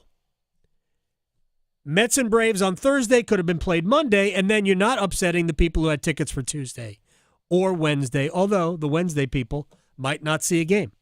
tonight. And again, it's possible we could get to Monday and the Mets, based on what they do against Milwaukee, and maybe the Braves, based on what they do against Kansas City as well, would automatically be locked into a playoff spot. So no big deal. But you're still talking about New York and Atlanta jockeying for position. You still got to deal with that. Right now, Braves own the season series with the Mets by 1 game. 6 wins to 5. If they end up tied, Atlanta is ahead of New York. But there are 2 games outstanding between the two. So there's a lot still to happen. And we'll see if these 2 games even get played. Can I just say something real quick? As a casual, and I'll admit, as a casual professional baseball fan or MLB fan, there is nothing more that I love than the first day of the postseason when it's the wild card games, and you have games starting right at noon, going all the way up until around midnight. Because the final game that they'll have scheduled on television starts usually around 8 o'clock, 9 o'clock sometimes, even if it's a West Coast game. Here is the wild card schedule for Tuesday in Major League Baseball. Wild Card 2 versus Wild Card 1. We don't know who those... Well, actually, I don't have the schedule yet because we don't know the teams and the seeding, but there are 4 games. All 4 Wild Card series will be in action on Tuesday and Wednesday and Thursday. If the Mets and Braves have to play 2 games on Monday, we ain't starting their series on Tuesday. I mean, what are you going to do, Adam, between college football, now Carolina Hurricanes hockey, and the MLB postseason? I mean, you're just about to be a jack of all trades when it comes to sports coverage coming up. And we're binging Dexter. Oh, that's no. My son's watching it. It lost me around mid-season 3. My son's watching it. I think the show's dreadful. All right, let's rewind. Oh, no. Well, wait. Well, whatever. Play the music. Oh, we stopped it. We stopped the whole thing. What a record scratch. There were other baseball things I wanted to get to. One, the A's, I believe, played their last game ever at the Oakland Alameda County Stadium. All right, they played their last game ever there. As a kid who grew up watching baseball, the A's, and I grew up in watching baseball in the 70s. They actually have what I was wrong because I was the one that told you that. They have one final game tomorrow against the Texas Rangers. Okay, so they have today and tomorrow at the Rangers. So this is the last series ever at their ballpark. As a kid who grew up watching the game in the 70s, the A's were the first super team. They won 3 consecutive World Series, 72, 73, 74. They lost in the American League Championship Series in 71 and 75. They really were the first real super team in, post-Yankees from the, 20s, 30s, 40s, 50s, 60s. The A's were that team. Bright colors, eccentric personalities, incredible players, right? All of that. And their stadium, unfortunately, was a dump. So I get wanting to move. But the owner had the audacity. I almost said kahunas. Yes.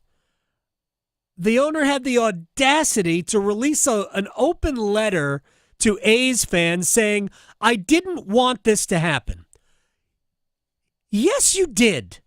Because you saw dollar signs in Las Vegas that you could not achieve in Oakland. You know it. Major League Baseball knows it. Everybody with functioning gray matter knows it. Major League Baseball wanted the A's in Vegas. Just like the NFL didn't want the Rams to stay in St. Louis. Yep. They wanted the Rams in Los Angeles because it meant more money. Nobody gives a damn about the leagues don't care about fans when dollars are on the line. They don't care. They didn't care about fans in Oakland because Oakland did everything they could to keep the team within their reason, within their power. And the A's didn't want to stay. Unfortunately, Oakland is one of those cities that has lost everything. They lost the Raiders to Las Vegas, just like they're losing the A's to Las Vegas. They lost the Warriors to San Francisco. Heck, San Francisco lost the 49ers to San Jose, but sort of semantics, even though that's where Levi Stadium is. That is the unfortunate bottom line in Major League Baseball and all professional sports. We're going where the dollars are. The dollars aren't really in Oakland. They're in San Francisco, and now, obviously, they're in Las Vegas. So, I mean, don't try to sell me your, I'm sorry I didn't want it to be this way, when obviously you did. Trust fund baby who owns the team because your dad invented the gap. Mic drop. Yeah. One other thing about, by the way, congratulations to the Astros for clinching. We didn't play the Padres clinch. Play this. Here's the Padres clinching against the Dodgers. They clinched the playoff spot. They're still just 2 games behind LA. They clinched the playoff spot and beat the Dodgers. I think the best way you can ever end a game. Rojas on the ground at third. Machado touches third, fires to second. Out at first. Oh my goodness! It's a triple play. It ends the ball game. The San Diego Padres have clinched their spot in the postseason after a magical 2024 campaign. Will this finally be the year for the faithful? By the way, those uniforms are hideous. They shouldn't advance in the playoffs based on whatever that means. Gross. But their play-by-play commentators are phenomenal. That's Dan Orsillo. Yep. He used to be the Red Sox play-by-play guy. One of the absolute best. It was a ground ball to third. Machado steps on third, throws to second, throws to first. That, to me, is the true triple play. Nobody getting caught off a base on a fly ball or a line drive where you have to almost help the other team out. This was perfect situation. Hard ground ball to third. Machado steps on the bag, second for two, first, a triple play, and we're out. And final baseball note before we continue the rewind with whatever time we have left. Rowdy Tellez is a player, an offensive player. I don't even know what position he plays. I don't really care. For the Pittsburgh Pirates. And he had a clause in his contract this year that if he got to 425 plate appearances, the Pirates owed him $200,000. That was an incentive placed in his contract to sign with the Pirates. What it is, hey, you come here, you perform well enough where we keep you in the lineup, we will pay you more money. Yesterday, the Pirates designated Rowdy Tellez for assignment, which means they were releasing him from his contract. He has 421 plate appearances. They waited until the final week of the season to release him from his to avoid paying him $200,000.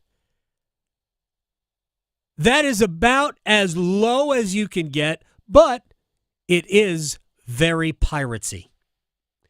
Because this is an organization, like some others in Major League Baseball, that are not trying to win. I feel bad for Paul Skeens. His team is not trying to win. I'll give it 2 years before Paul Skeens is on another team. Because the Pirates can trade him and stockpile about the team going into the game with Andy Dalton as a starting quarterback based on the decision last Monday to go to Andy Dalton as opposed to Bryce Young. Was there a noticeable difference even before the game? As it pertains to the Carolina Panthers, everybody was ready to do something different, I think. I think guys were frustrated at struggles on offense. It wasn't personal against Bryce by any stretch of the imagination. He's still got a lot of supporters here and, a belief that he can get himself right. But I think everybody kind of acknowledged needed to take a breath, needed to stop doing the thing you were doing that wasn't working and try something different. And because Andy's got such a gravity about him, it's not just that he's, closer in age to us than a lot of other quarterbacks might be. It's that he's done some things. You play in the league 14 years, you've got a over 500 record, 100 more touchdowns and interceptions. He's got some he's got some credentials here that give him that little bit of gravity that they needed, because they felt like they had improved the offensive line. They felt like the run game was ready to do some stuff, and they felt like there were some receivers in place that you ought to be making more plays. So I think when you do that, there's a natural, shot of adrenaline when somebody comes into a situation like that, when things haven't gone well, as long as you trust him. And Andy's a guy they trust. So, you saw what happened the other day. He was out there, and again, it feels strange to say that the only quarterback in the NFL to throw for 300 yards and 3 touchdowns in a game was Andy Dalton. I mean, it sounds bizarre. We know he's capable of it. I think it kind of speaks to where the position has gone. Right. It's getting harder to find those guys, and maybe it's because the college game is so different than the NFL game in a lot of really material ways. But Andy is capable of playing the NFL game and playing it pretty well. Darin Gantt is always a good time on the radio, at Darin Gantt with 2 T's on Twitter. Here's the thing about just that little bit at the end. The college game no longer produces NFL quarterbacks. They produce quarterbacks, and many of them are excellent. But the college game and the pro game could not be more different, to the point where they should almost call the college game something else. So it takes time, as Trevor Lawrence is finding out, as Caleb Williams will find out. Hey, sometimes it clicks for players, and sometimes it doesn't. Explain Brock Purdy to me. Anyway, more tomorrow on the state of the Panthers and college football. Graham Hill, thank you much, sir. See everybody.